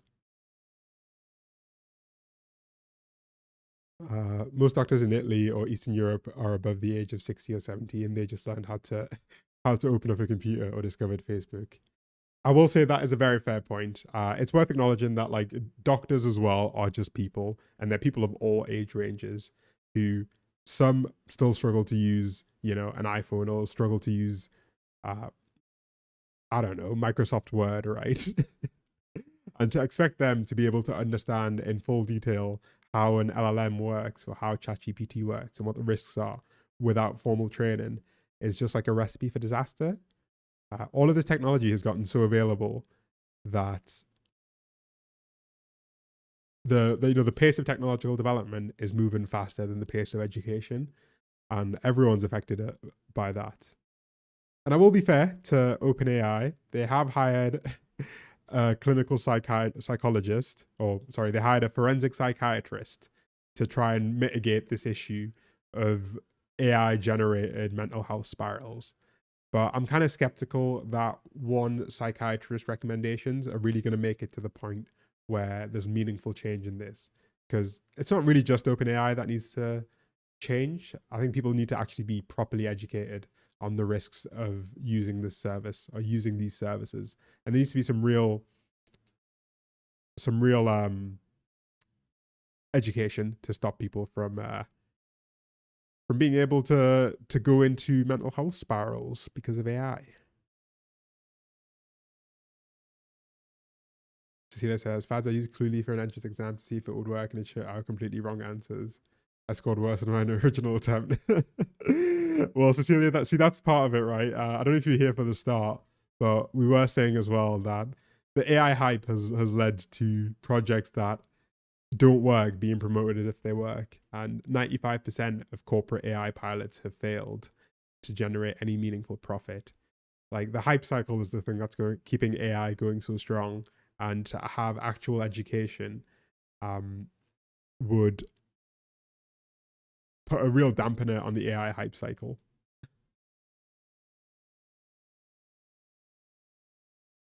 Praise the Sun. Oh, hey, Praise the Sun. Yeah, you joined just towards the end, but the long and short of it is that people are talking to AI, and the AI pilots. Sorry, by AI pilots, just AI business projects, just projects in corporations. But yeah, Praise the Sun. People are getting addicted to AI, and it is triggering mental health symptoms. So multiple people are now checking into hospital or being checked into hospital because AI is confirming everything they say and making them think that they've developed like some genius new mathematical method, or that, the AI is actually human and that they're communicating with another human that's stuck in the machine. And psychiatrists are now saying that more and more people are checking in or being checked into mental health institutions with symptoms that have been exacerbated by talking to AI too much, because people don't really understand how this stuff works and assume that the marketing materials about AI being like geniuses is the truth, and that they are like talking with an actual intelligence. But yeah, people are actually like, getting seriously sick and literally losing their mind because AI companies have been promoting their technology as being like the next big thing. And it's been pushing some people over the edge.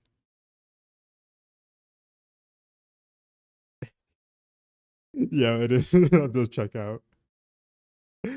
I think someone else in the chat said earlier that someone lost like their chat history with it, right? Where was I looking?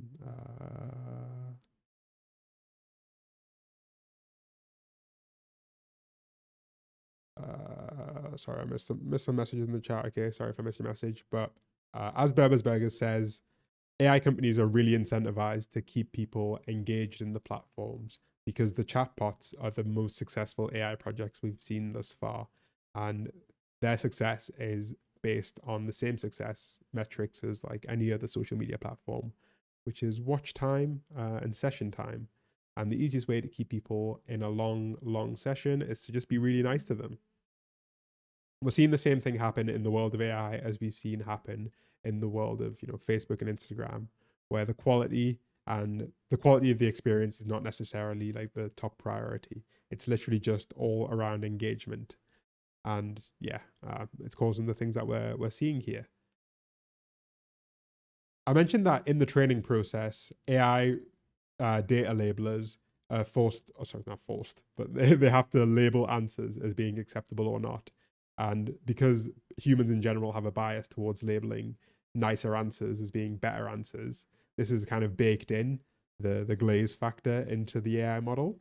And one thing that was not accounted for in all of this training process was the idea that people would have these long, meaningful relationships, or these long relationships that would develop over time with AI, and that the AI would have access to a lot more information about the other person's personality and their likes and dislikes, and that those things would also become a factor in the training material, or would become a factor in the responses. The people who were labeling the data and just like training the AI would just say, oh, answer 1 is better than answer 2. And they didn't consider the fact that like AIs would have all of these long developed memories and conversations that span weeks and weeks with a person, and would be able to really prey on that person's specific likes and dislikes to effectively convince them that they're smarter than they are. Hang on, let me get back to the bottom.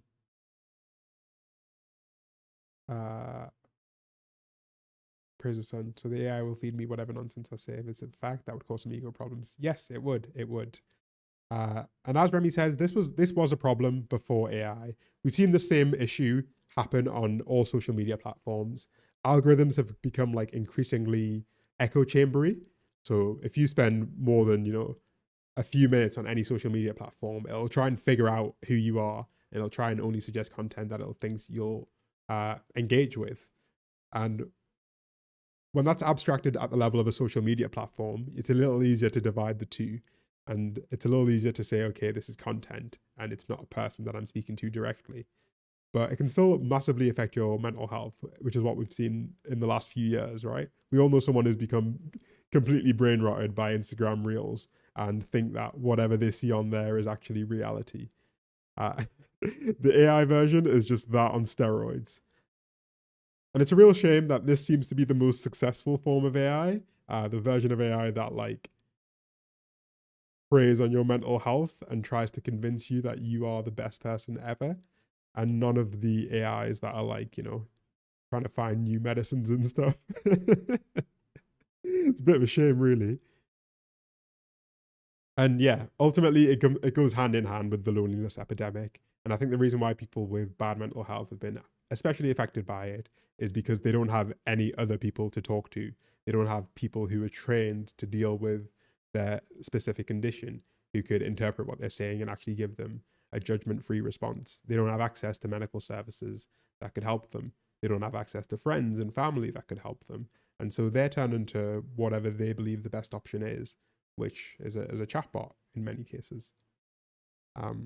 Yeah, all of this is really, I think, not necessarily just a reflection of what the technology is, but a reflection of the fact that people are just super, super isolated in general, and that mental health has gotten a lot worse over the last few decades, but the quality of the services available for most people has not really gotten any better in that time.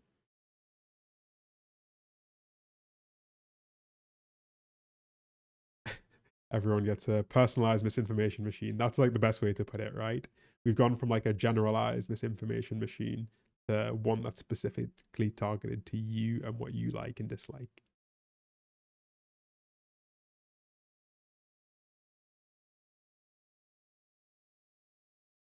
Let's catch up on some chat messages. The issue, Vixel says, the issue is with our species and how we interact with each other, not the AI. Human to human interaction is what gives gives rise to some mental health issues in the first place, and has some of us choose AI. Well, yeah, I definitely think that, I mean, mental health issues can arise for a million and one different reasons, right? But obviously, the fact that there's no services available to treat mental health conditions in reality, right, in their real life, can definitely make people more susceptible to it. And a few people mentioned South Park. I haven't seen the latest South Park episode. I saw the first one, but I haven't seen the latest ones.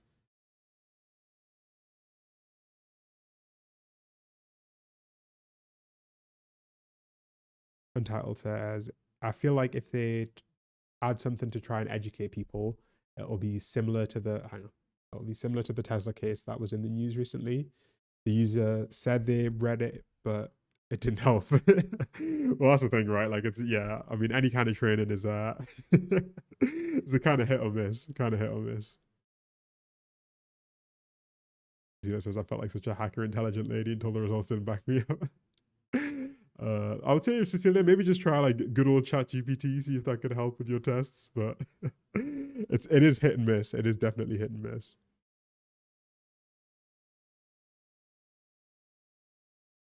Benjamin. Okay. Oh yeah. I missed the little anime conversation. I haven't watched Code Geass, by the way. I keep meaning to watch it, but I've never got around to it. I don't know if I missed the vibe.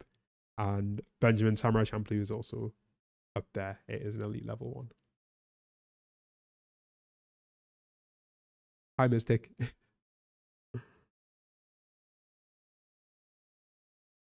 Nice having you, Tron. Take care, okay? I'm not sure if I feel. We're in the age of the Lulu and the Boo Boo, okay? Parasocial relationship with the chatbot, that's its only actual use. I don't know. Would I tell someone if they were hooked on AI?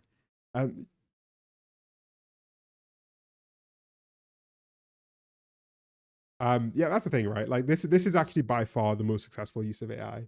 The most successful use of AI has not been like speeding up productivity in the workplace. That's basically failed almost every time it's been tried.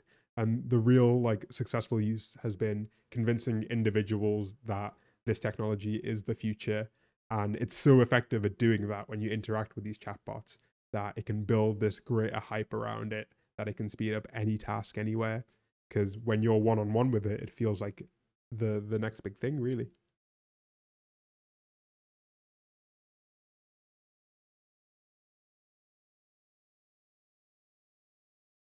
The latest South Park episode dives further into the AI relationship issues to the point where the wife starts emulating AI speak to get through to her husband.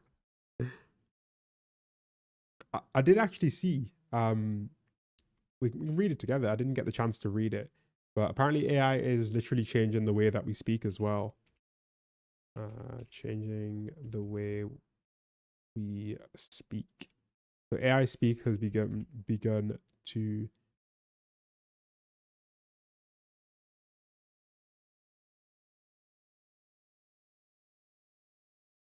I will say South Park has been on a generational run again. Like after what, like almost 30 years it's been going for, they're still pissing people off.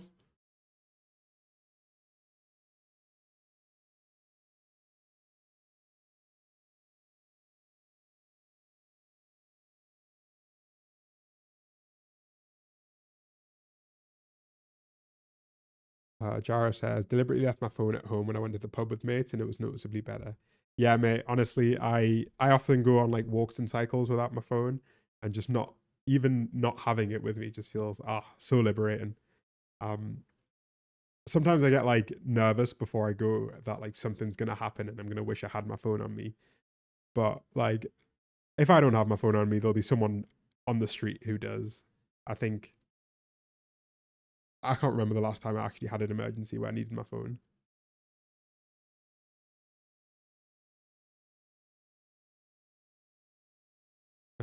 Benjamin said, Smart says, I'm asking family to turn phones off for dinner. That I would totally do that if I had kids or something. I like to think I would do like phone-free dinners.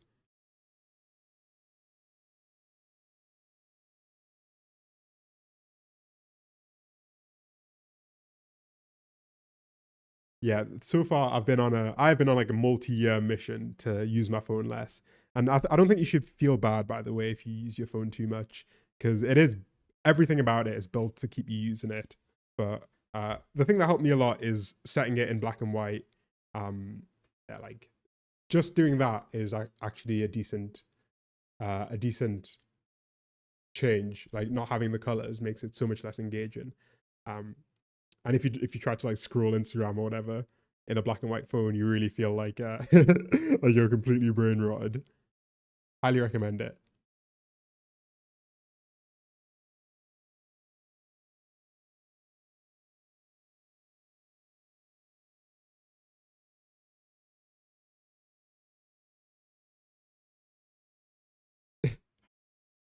I realized too late that I wasn't able to scan my co-op QR code and get 25% off my cream cheese. Mate, shopping at the co-op. You won the lottery.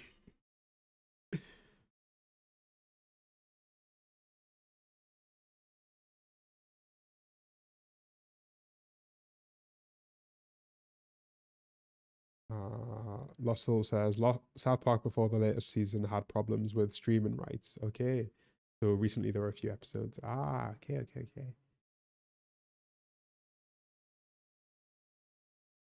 I once described a phone as an omni device since I think a phone wasn't sufficiently descriptive and I got dizzy. Felt like I discovered something I wasn't supposed to. Have you considered talking to ChatGPT about it? Maybe you're onto something. But yes, as I was saying, ChatGPT is also changing the words that we use in literal conversation now.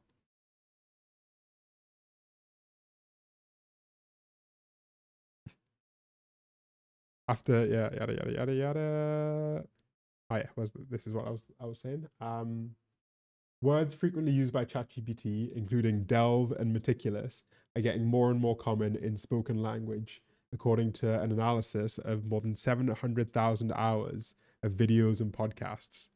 So I saw an article before this that was mentioning that the word delve has become really common in like scientific literature now, but it's literally beginning to affect the way we speak in videos and podcasts as well.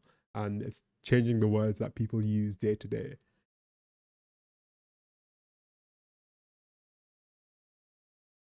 Says I want to get an old 3310. I've thought about going back to the flip phone or to like a dumb phone, but smartphones are just too useful. Like being able to reply to emails and stuff like that, and Wi-Fi calling and all of that. It's I don't know if I can do it.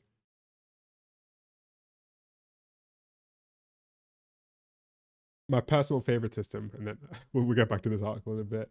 My personal favorite system is that of Bill Murray, the actor. You know, this dude.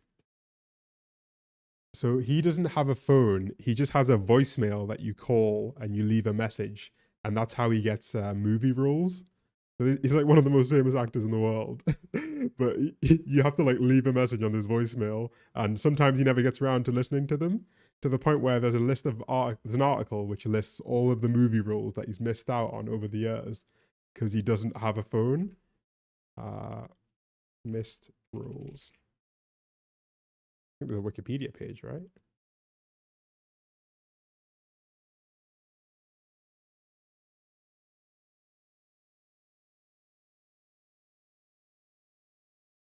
There we go.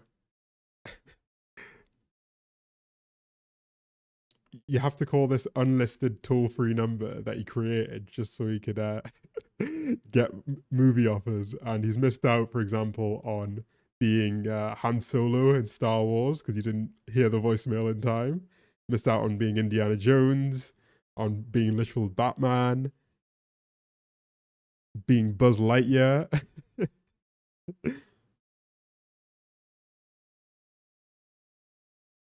But yeah, I think this guy's got a system down, right? You just set up a toll-free number. Anyone who needs to reach you can leave you a voicemail, and if you get back to it, you get back to it.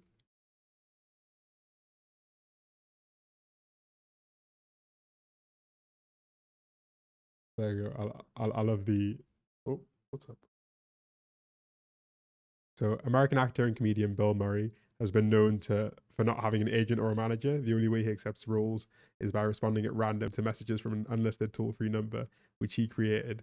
This arrangement has made it difficult for filmmakers to contact Murray and cast him in their films. As a result, Murray has gained a reputation for missing out on a number of opportunities to portray certain characters in films he was considered to appear in. It's such a wholesome old man thing to do.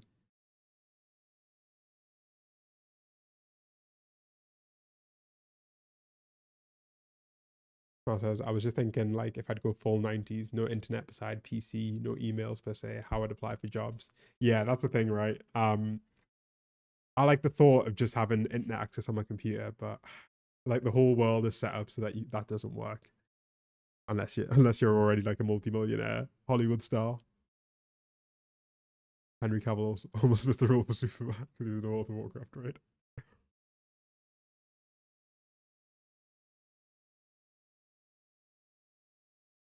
Once overheard a group of old grumpy Hollywood producers trying to figure out whether or not Bill Murray is cancelled.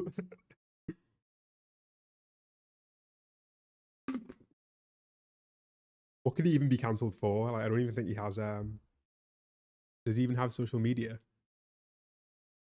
Missed out on a movie every year since late 70s. Yeah. Well, the thing is as well, he doesn't even like answer these voicemails systematically. He just like picks them at random. And seems to have worked out for him. He's got some controversies. Okay, didn't realize. Hang on, I think the kitty needs some attention. What's up?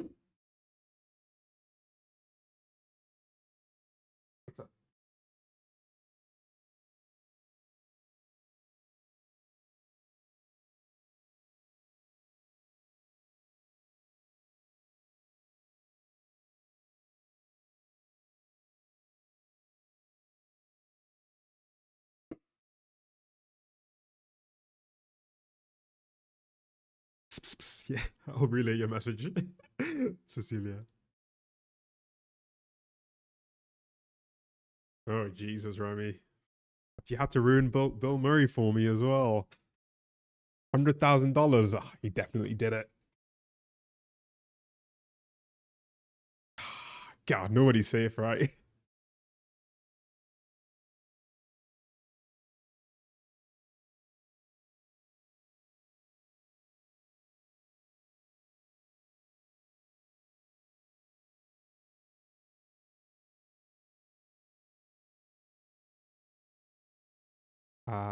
Union Time says there's some theory of cultural infiltration of language, e.g., famous people in Hollywood started using the words, the things they mean figuratively, and it made it into the zeitgeist. Oh, you mean like literally? I've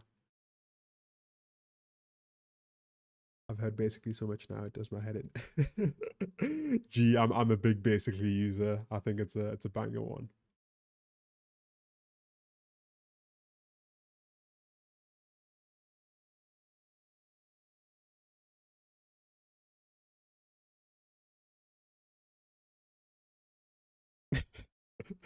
Okay, Remy. Well, I guess that's not the worst one, right? Like, it's definitely inappropriate, but sounds like he's no Weinstein, at least, eh?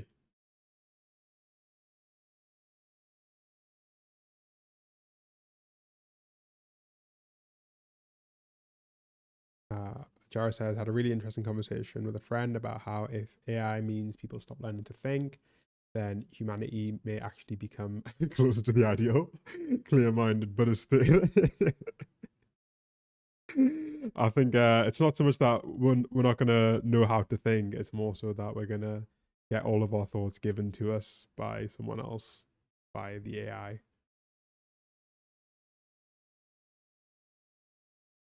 Yeah, that people are just that people. Everyone you know has done something shameful.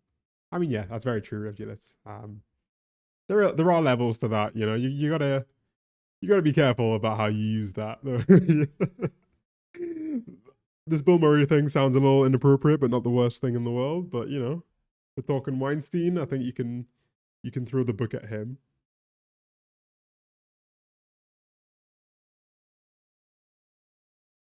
But yes, as we were saying, ChatGPT is changing the words that we use in conversation. Words frequently used by ChatGPT, including delve and meticulous, are getting more common in spoken language, according to this analysis of 700,000 hours of video and podcast. So, after its release in late 2022, ChatGPT reached 100 million users in 2 months. Damn. Making it the fastest growing consumer application in history. Since then, the artificial intelligence tool has significantly affected how we learn, write, work, and create.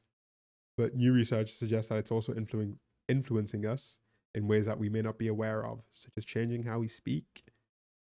Hiromu Yakura, I don't know why I said it like that, a postdoctoral researcher at Max Planck Institute for Human Development in Berlin, noticed differences in his own vocabulary after ChatGPT came out. I was using delve more. Damn, he says. I wanted to see if this was happening not only to me, but to other people. So this guy was literally starting to use the words himself more, and he's an AI researcher. Wow.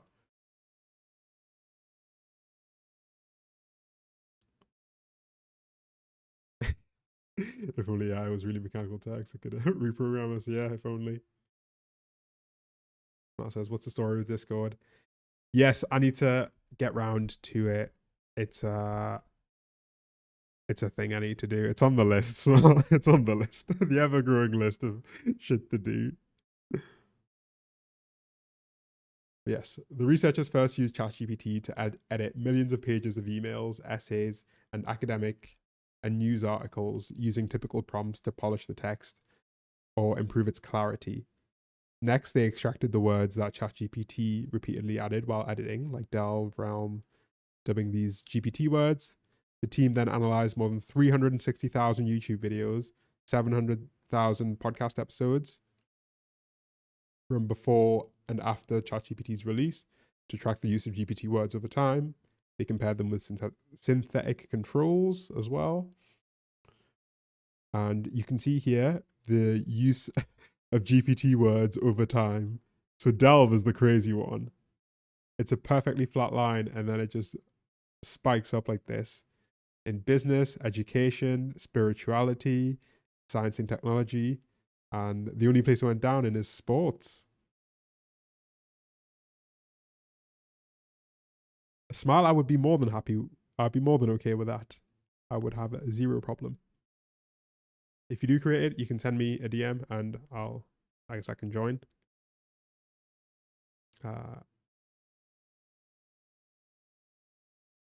Realm is in Minecraft, actually.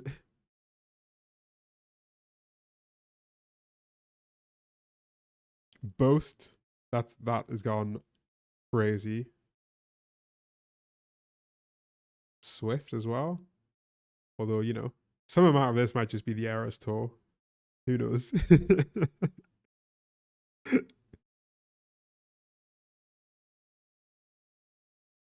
And meticulous as well.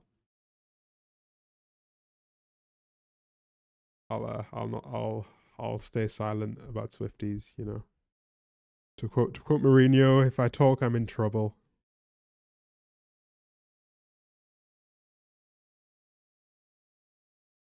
Praiser says, kind of a dumb question. Western governments aren't using AI. I wish they weren't, mate. It's been used multiple times now. The US government wrote like a Make America Healthy Again report, like a healthcare review that was completely AI generated. Yeah, AI is being used all over governments. It's being used to determine like literal policies in the US mainly. But yeah, governments are using AI. OpenAI also recently signed a $200 million defense contract as well. There we go. OpenAI wins $200 million contract with US military for war fighting. So they've got this contract to figure out how to use their AI to bomb people, I guess. So AI is very, very tightly integrated with the federal government at the moment. Unfortunately.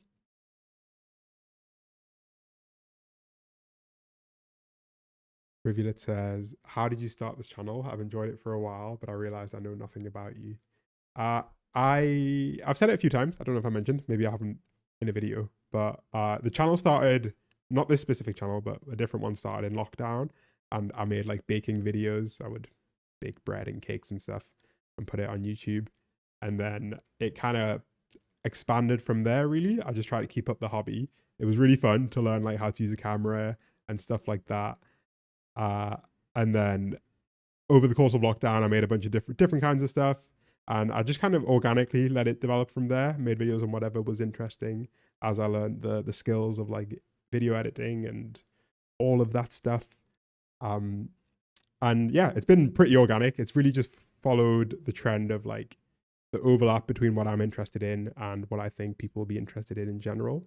But it started as a lockdown project when I got really into baking, and I wanted to also learn how to use a camera because I didn't really know anything about cameras or about like this stuff.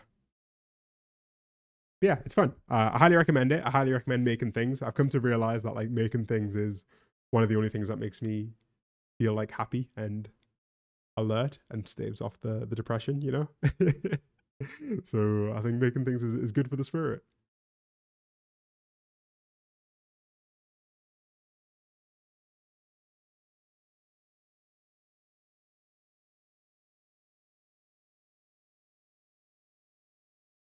Yeah, regular. I was a big powerlifter back in my day. Um, it was like all I did. It was like the only hobby I had for several years. It was really good fun, to be honest. Like it was definitely my third place. I was really lucky that my local gym back home, one of the guys who trained there, was one of is one of the best powerlifters in the UK, and he kind of like mentored me, and we had a really good community there. And yeah, I kind of miss my powerlifting days, but I snapped my shit up one too many times. And also I got just really bored of it. So I laid it off. But today, these days, mainly I cycle. That's my main form of exercise. But my powerlifting era was fun. It's also the best sport, I think, if you're autistic, because you do the same 3 exercises like 100 times, and you like dial in the the perfect way to do 3 exercises hundreds and hundreds of times. It just tickles that bit of my brain. Palantir is also behind health system military. Yeah, Palantir does everything. Yeah, they're with Wendy's because they're really good at like supply chain management as well. Rogue Dara says, we'd love to see a Fazix Adam Ragusia collab. Yeah, Adam's all right. I kind of he used to really get on my nerves for some reason. He just felt like really insufferable. But I actually watched a few more of his videos, and I think he's pretty chill. He seems like he's interested in actually helping people.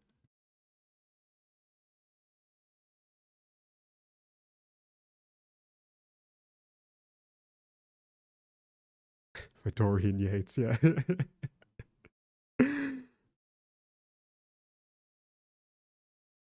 And praise the sun, I agree. I think making things in like whatever form that means to you is just always a good feeling. Like I think everyone should have at least one hobby where they have to like turn an idea into something physical.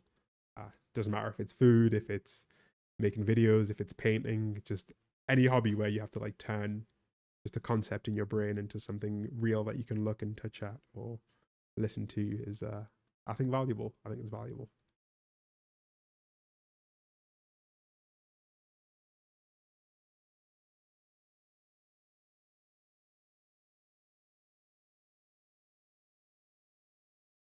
Makes me think they're in cahoots with Wall Street Bets. I think Wall Street Bets would be in a better space if it was in cahoots with an actual corporation. I have 2 full prop boxes filled with about 70 cuttings of Monsteras, Pothos, and Epipremnum. Oh, haven't heard of that. Like I love it, but in man in Monstera can open a stall. Is there no one who wants the cuttings? I mean, that is a lot. I'm sure Facebook Marketplace could do a number if you wanted to give some away.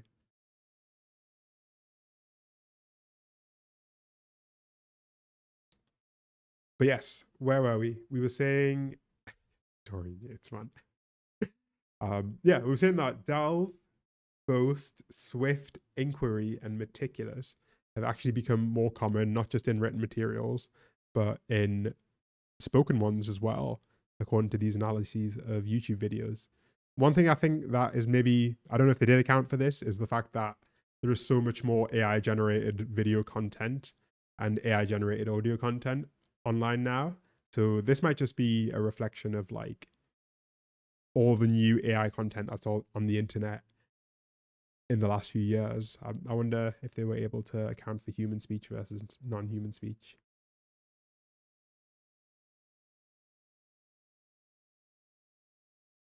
Oh, hey, Chandler. Hey, long time no see.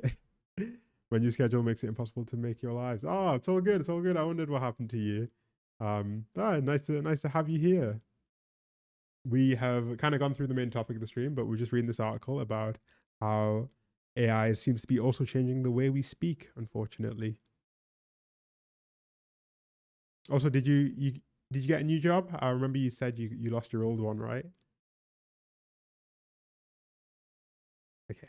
The patterns that are stored in AI technology seem to be transmitted back to the human mind, says study co-author. In other words, a sort of cultural feedback loop is forming between humans and AI. We train AI on written text.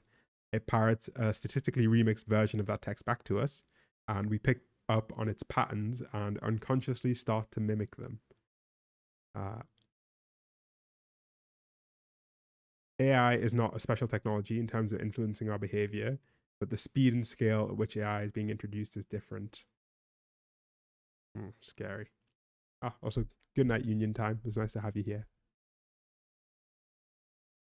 It may seem harmless, if a bit comical, for people to start talking like ChatGPT, but the trend carries deeper risks. It's natural for humans to imitate one another, but we don't imitate everyone around us equally.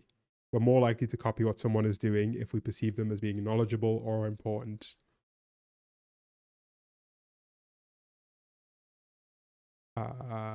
As more people look to AI as a source of cultural authority, and they may rely on it and imitate it over other sources, narrowing diversity in language.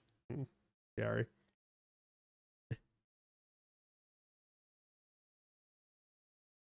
This makes it critical to track and study LLM's influence on culture, according to James Evans, a professor of sociology, who's not involved in the study.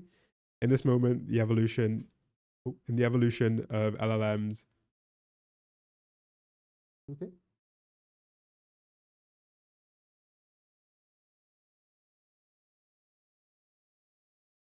In this moment in the evolution of LLMs, looking at word distribution is the right methodology to understand how the technology is affecting the way we communicate. As these models mature, these distributions are going to be harder to discriminate. Scientists may need to look at broader linguistic trends beyond word choice and sentence structure, such as sentence structure and how ideas are presented. Given that ChatGPT has changed how people talk just 2.5 years into its adoption, the question becomes whether AI is going to reshape our culture. Not whether AI is going to reshape our culture, but how profoundly it will do so. Fucking terrifying. Chandler says, somehow I've been promoted to the leader of Antifa, but I've yet to see a single Soros check. Oh, mate, you haven't got Soros on Venmo yet. You're not getting those, you're not getting paid to protest. Outrageous, mate, outrageous. You're doing this shit for free. If you search my name, you'll find me on a bunch of right-wing grifter accounts. Really? Interesting. Let me...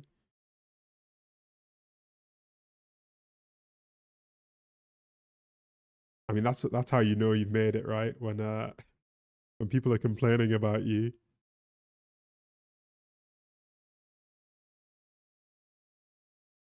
I've seen videos from protests of yours. It's fucking sick, man.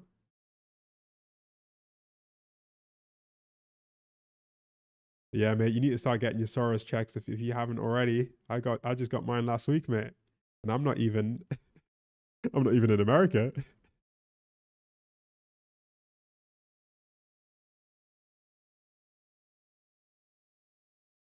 Did they look at any other languages? The real test is whether Quebec is immune to the...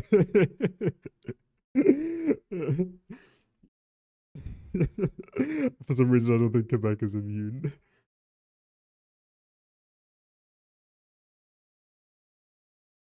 Hang on, where were we? Recently, I found myself wondering, how do we get to only use two or three credit/debit card providers worldwide? Conspiracy much? Oh yeah, it's crazy. Visa, MasterCard, and American Express like literally dictate if any business has access to the financial system. Yeah, I don't know how it got so consolidated. Don't know much about that, but I feel like it would be an interesting history.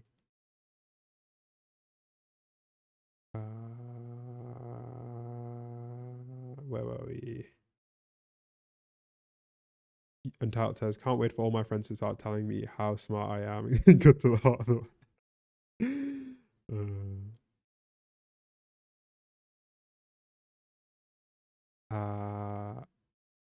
Executor Raptor says, it's fascinating to see the impact LLMs have had on the skill level of applicants we have coming in for interviews at work. We started calling in C students because they seem not to use it.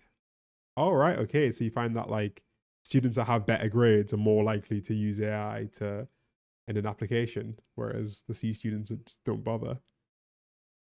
That's quite interesting. Yeah, my brother has been doing some interviews recently as part of his job, and he said he had like 3 applications in a row that had basically the same CV that all claimed to have worked at the same company, and it turned out that the AI had just generated a fake company and they'd all used the same tool to make a fake AI CV and didn't even tweak the company. When he typed in the name of the company, it came up to like some field in Pakistan.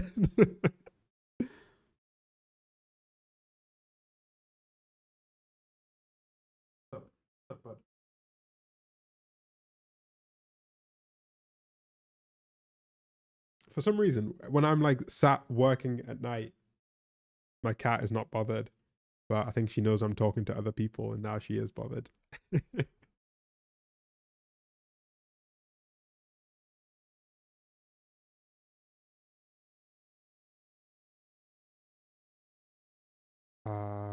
Depends on how soon Wall Street realizes they're being scammed and cuts their losses. I can't wait for this bubble to burst. Yeah, well, I think if the bubble bursts, we're going to be left holding the bag, aren't we? I've got a feeling Sam Altman's going to be all right, even if OpenAI collapses tomorrow. Quebec may be the leader in AI regulation. I don't even know what Quebec is doing about AI, given how much they hate the ink.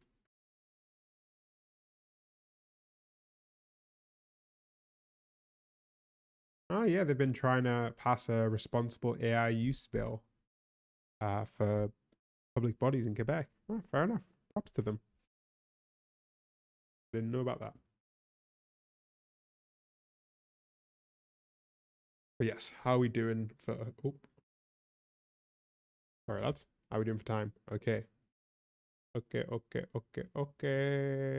Beggars can't be choosers, bitches and Chipotle. What did I want to update you on? Yes. Okay, as I said, 2025 is going to be the year of locking in. And on Sunday, if you want to follow the Twitch, which is linked in the description, but we could do like a little movie night. Don't know if it's going to become a regular feature, but we're going to try and do it 7:30 on Sundays. And I'm gonna use the opportunity to watch some movies and long ass YouTube videos that have been in my watch later forever. This Sunday, we are going to watch, well, I'm going to watch it. You can come along. We're going to watch this video by Elephant Graveyard, which is apparently like the best YouTube video of the year. I haven't watched any of it, but apparently it's really good. Oh. How comedy was destroyed by an anti-reality doomsday cult. And it is an hour and a half long. So obviously I'm not going to sit down and watch this. But it's a guy ragging on Joe Rogan for an hour and a half, and the comments claim that it's amazing. It's been described as this guy's magnum opus, and it's gone fairly viral. 965k views in 4 days. This guy's videos are like movies. I don't know if you've ever seen them, but they're so good. So, oh, Nico, I already watched Idiocracy. I watched it just a few weeks ago. A different chat recommended it, and I eventually got around to it. A Smile recommended it.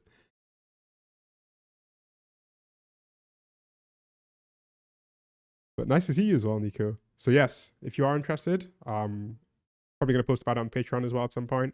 But we're going to start doing movie night, okay? Beginning this Sunday, probably at 7:30. I'll update you, but I thought I should say before I forget, okay? Executor Raptor says, by the way, your channel doesn't send out notifications for you going live. I don't know if it's only me though. No, a few people have said the same thing. I don't know why. I don't know why. I set the same settings I always set for the videos as well. But maybe it's because I schedule them in advance that it doesn't notify people. I really don't know why. But I also know that YouTube doesn't give everyone all the notifications all the time. They have a system in place where they try to like figure out what's the max number of notifications they can give you without you deleting the app.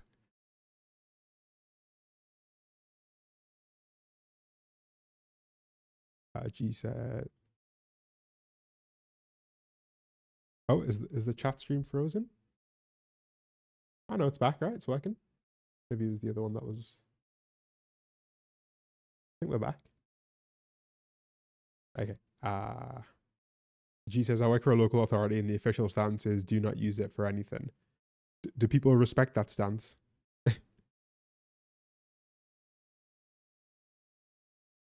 Rami says, we got a cover letter on a job application that one started as as an AI developed by OpenAI, it cannot work a job. But if I were to apply for one, that has happened so many times. People accidentally copying the little header from the AI as well as the actual response.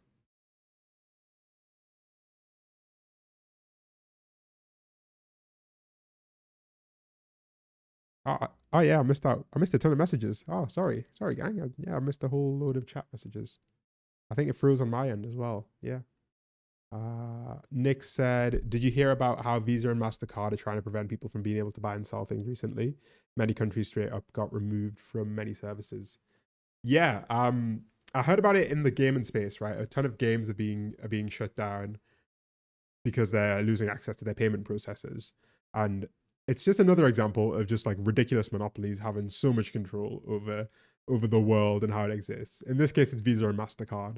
And as Praise the Sun says, Swift, right? Swift is a international payments processing system that's effectively like administered by the US. And so if you're excluded from Swift, it can like destroy your economy basically. And it's the same thing with Visa and MasterCard. Like these monopolies have ended up having like real geopolitical importance. And so they just get upheld by mainly by the US, which benefits hugely from the biggest payment processors being in their country.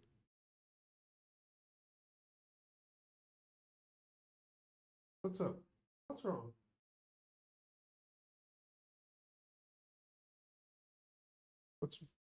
What's wrong? If you can see it. Yeah, there you go. You can see it just in the bottom of the screen there. But yes, for some reason, when I'm live, she becomes my best friend. But throughout the day, she's just asleep and is not interested in me. Ah. You did the slow blink. Ah.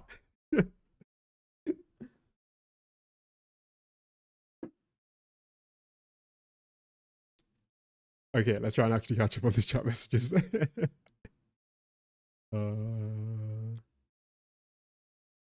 Hello, Nico Nuggets. I don't think I properly said hello. Welcome back. Nice to have you. And Benjamin, 7:30 in Eastern time. Basically the same time these streams happen.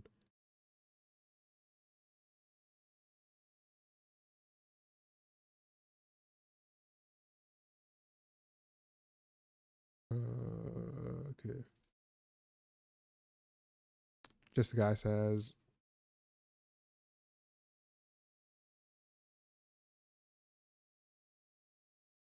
I saw a graph on Facebook that said OpenAI's use dropped over halfway by the start of the vacations. I mean, I bet most of the use is definitely school kids. It's definitely ruining their brains.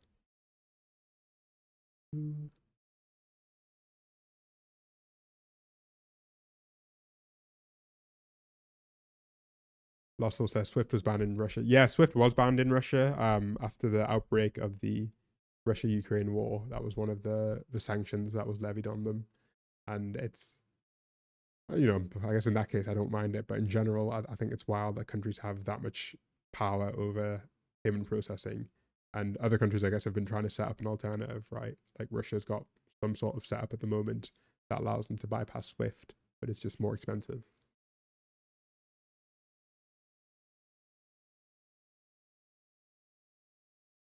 Okay, we're gonna have to do another snack break for the cat, right? Because she's getting on my back. What's up? What's up?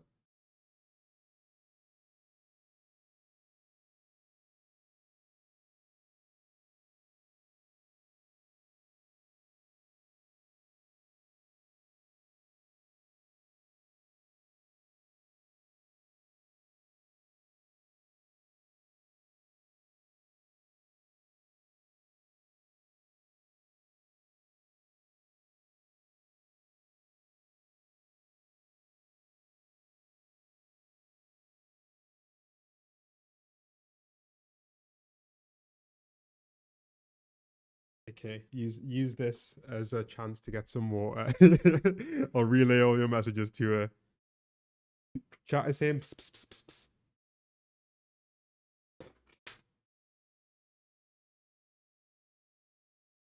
Okay. Nico says, I think there was also talks that apparently teachers are using it as well. I can't confirm the validity of the story. Oh, these messages are cracking me up. But if it's true, we are so cooked. Yeah, no, not just teachers, but doctors as well are using it to help speed up their workflows as well. And that's I think is more concerning than that. I think is more concerning than teachers. But teachers are definitely using it. Some teachers are using it to write tests. Some teachers are using it to assess tests. It's really taken over everything. Side note, have you seen Will Smith's newest reel? He used AI to make it, and he used AI to make it seem he was super popular. Will Smith, what has happened to him, man? That guy needs to retire. Ever since the slap, he's never properly recovered. Hey.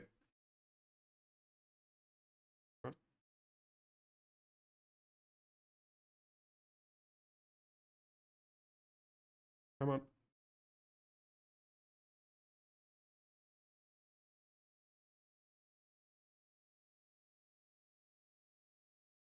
Yeah.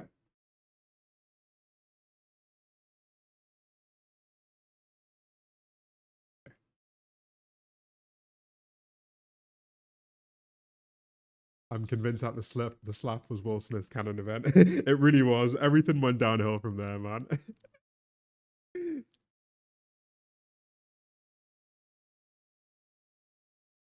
Oh, look at that. Oh, just give me a little hug. Yeah. Hey. Calm down, buddy.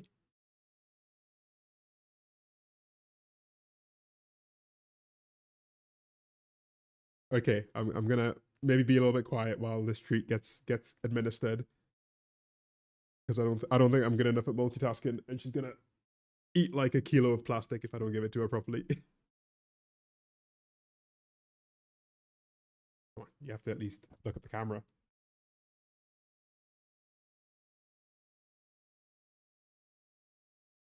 Focus for y'all.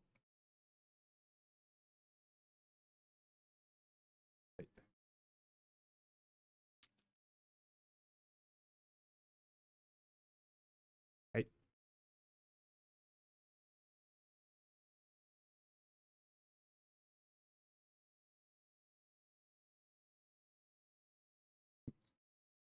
We'll watch this Will Smith reel with an AI generated audience. I feel so on brand for new Will Smith. Hey, no biting. No biting. Okay. I'll give her the rest of this over there and I'll be right back. Come on. Come on.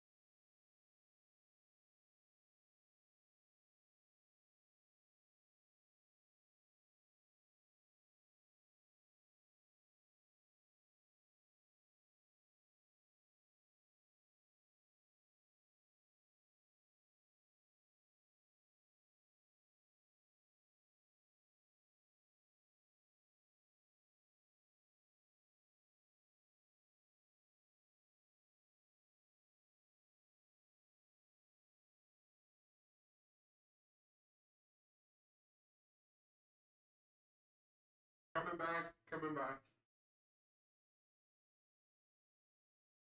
Right. Cap breaks over, gang. Cap break is over. let me get this back in focus. You can look at my lovely face again.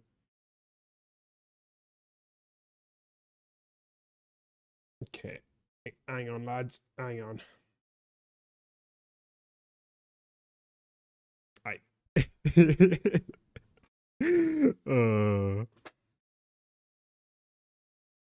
Like you would think that I don't feed this cat the way she goes crazy for those treats.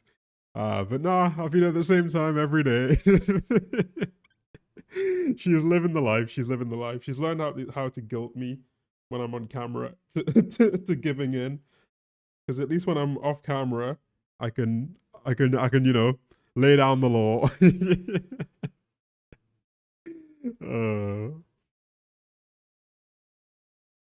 But yeah, she's just really obsessed with those treats, and she just loves them so much that she just, if I don't squeeze them out fast enough, she goes crazy. I've been good at resisting giving her those treats every day, and I save them as like a once or twice a week chat treat, so that she doesn't get too used to them. Oh yes, we have 2 things to watch. Praise the Sun says meme of the week. I have not seen many good memes this week. I don't think I have. Do I have anything to deliver for you this week? I can give you actually this one. Hang on. And then we'll watch this Will Smith. Bear with me. I have a good one for you from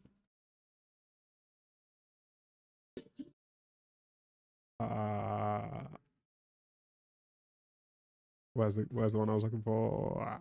You'll get a good one.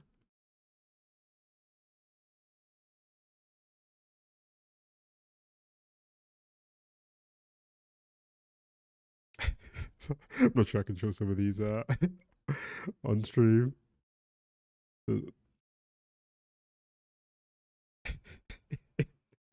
This one was a good giggle. It was alternative Mount Rushmore, Weinstein, Bill Cosby, Epstein, and Trump. But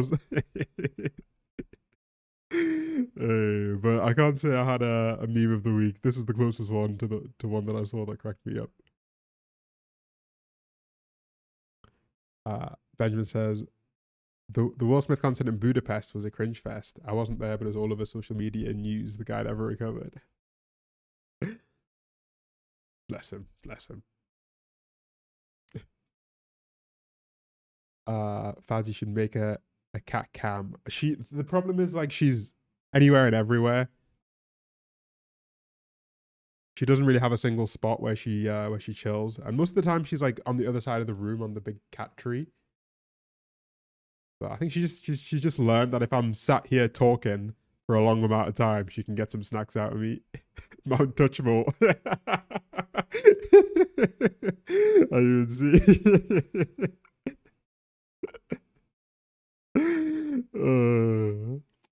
And I like that some people on Twitter are so brain rotted that it's like, weren't Weinstein and Cosby Democrats? As if that's the important thing here.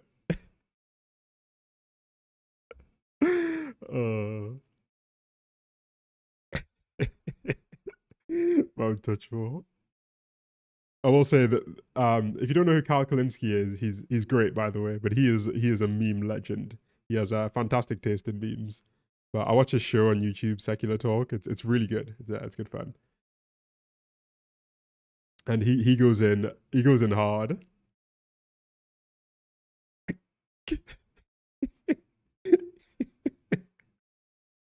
I'm not sure if that'll get me that might get me banned or something. For sure.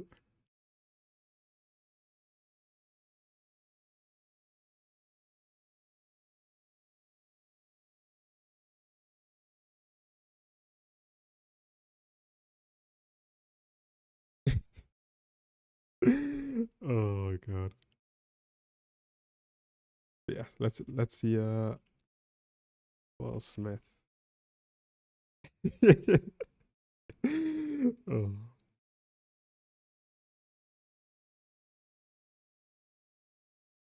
hang on. I need to. Oh, fuck. I'm not logged into Instagram. Let me log in first.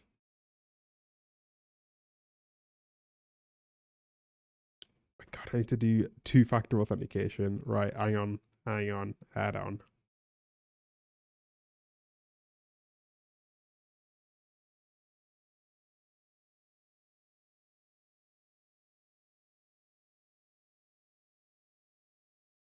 It's on a short. Will Smith helped me survive cancer. Why the hell is he marketing himself like yeah, I'll find out on YouTube.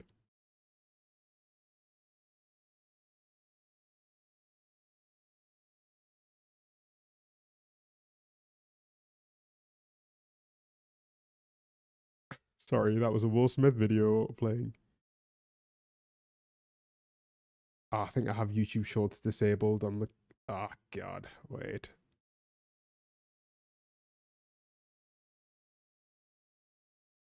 Let's try and refresh this, see if it works.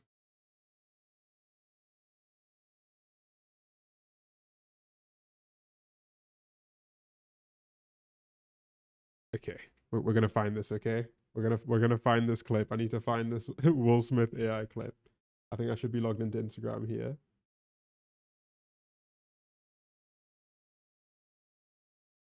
I'm not gonna let the computers win. Okay, you're not gonna defeat me.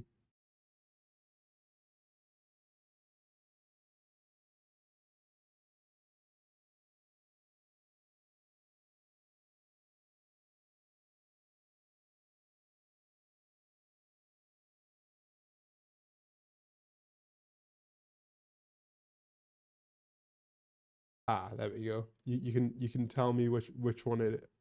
Oh, it's this one. Right, lads. I've got it. Got it. Let's drag this onto here. And we'll get this working. Oh God, no.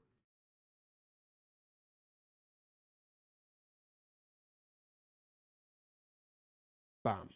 Sorted. Technology. Computers. Will Smith using AI shorts.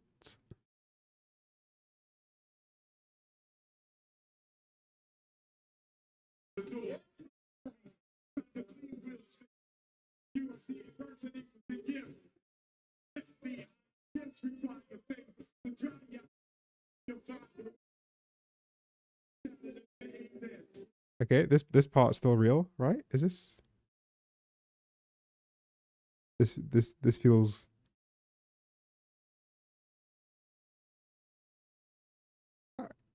Is this the one? This feels like it might be real people. I'm surprised he has this many fans still, but oh yeah, no, this is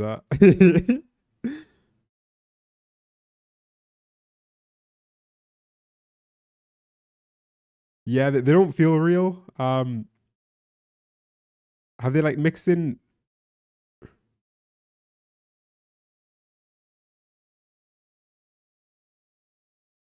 Yeah, I mean, look at this guy's face in the background. That also, Will Smith has fans, right? He has fans. Yeah, definitely a lot of look at this dude here.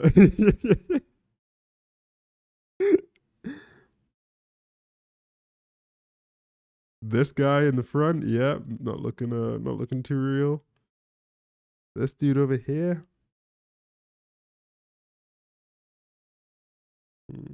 Bizarre.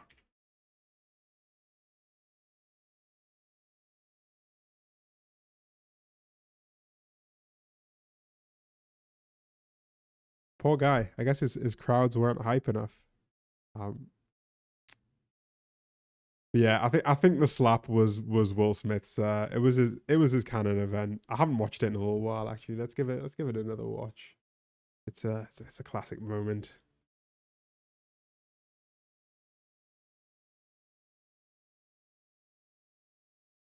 I need it with the audio. I need the audio. The audio makes it.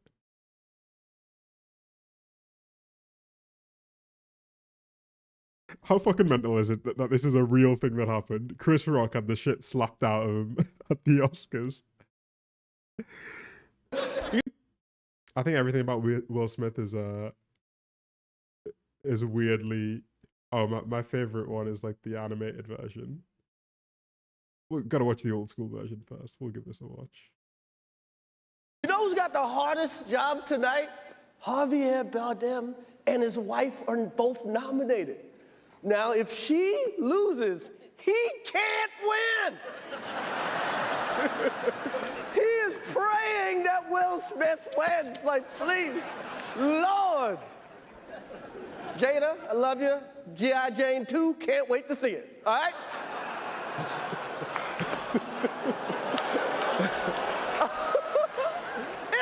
That was a nice one. Okay. I'm out here. Uh-oh, Richard. Oh, wow. Wow.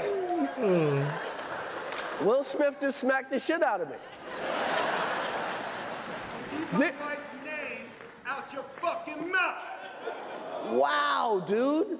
Yes. It was a G.I. Jane joke. Keep my wife's name out your fucking mouth. I'm going to, okay? Tell you what, 2022 was an easier time. Okay. That was a greatest night in the history of television. Okay. Okay. God, I'm so glad that this exists. And Meg, I think there's no way this is staged. This man is on the brink of tears. Look at it. His eyes are like doing the thing where they get all reflective and like glistening when you're about to break down and cry. And the slap is good. I mean, look at the way he lines up. You know, there we go. Like that's a solid stance. Shoulder width apart. Does go a little bit on the toes instead of planting the heel, but overall it's a solid 8 out of 10 slap, especially considering he's wearing a suit. You know, he also doesn't do the thing of slapping from the elbow. He slaps from the back. It's all about the back and the hips, you know. You got to get the rotation in. Most people slap from the shoulder, from the elbow. Oh, but he slaps from the back. That is a full rotation.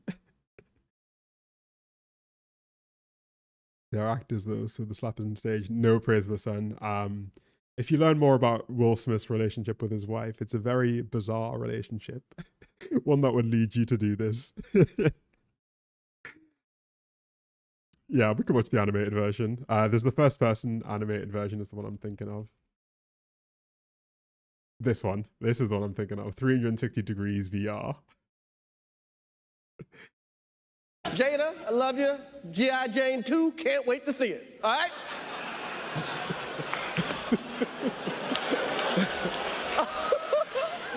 That was a nice one. Okay. I'm out here. Uh-oh, Richard. Oh. Oh, wow. Wow. Will Smith just smacked the shit out of me. Keep my wife's name out your fucking mouth. Wow, dude. Yes. It was a G.I. Jane joke. Keep my wife's name out your fucking mouth. I'm going to, okay? Okay. That was a greatest night in the history of television. Okay. I love it. I love that someone went to the effort of making a 360 degree VR version. And yes, Tran, we are still here. We are still here. Honestly, the way that Chris Rock rolls off it, actually 100 in charisma. Oh yeah, Chris Rock takes it as well. He does all the standard slap things, you know. You got to roll with it, don't go against it. But I think he was just up because of shock, like just pure shock. Because nobody who's presenting the Oscars expects to get the shit slapped out of them. And yeah, he is laughing until he looks over at his wife and she's not laughing. And then he's like, ah, shit, I gotta, I don't know, defend her honor or something. I think this is the most primordial form of slapstick for Is the Sun. But yeah, this was, life was easier back then, mate. Life was easier at this time. This was when life was easier. Tran, it is, you know, it's a comedy show, first of all. Well, it's an award show with a comedian presenting. it's not unusual that he would make jokes. And I think Will Smith has had a long enough career. The man's almost 50. Oh, he's over 50. He's like 55, right? I think he should. Yeah, it wasn't in the street that he made the joke, you know.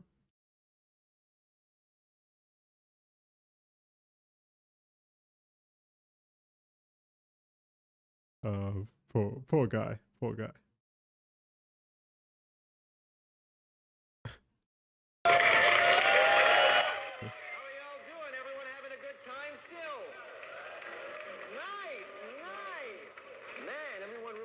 Yes, Will Smith's wife cheated on him with like a 19-year-old. Looks like you lost those last few pounds. Angela, looks like you picked up that bit of weight Jeremy dropped. Could have been a carrot in that dress, but I guess you brought pumpkins back in season tonight. Good thing there's no fairy godmother around. You'll be carting Cinderella off to the ball. Oh, what's this? Elijah taking the stage.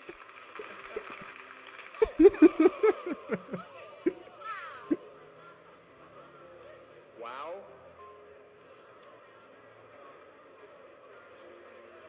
Elijah Lewis just slapped the heck out of me. This has got to be a skit, right? Yeah, it's a skit. Yeah, after the slap. That's got to be a skit. Ever talk about my wife that way? Relax, my friend. Yeah, this was made after the slap. Unfortunately, not a conspiracy gang. I don't know how to tell you this. Sometimes dudes just slap other dudes for no real reason. Darman of all places. This has got to be the best thing Darman has made.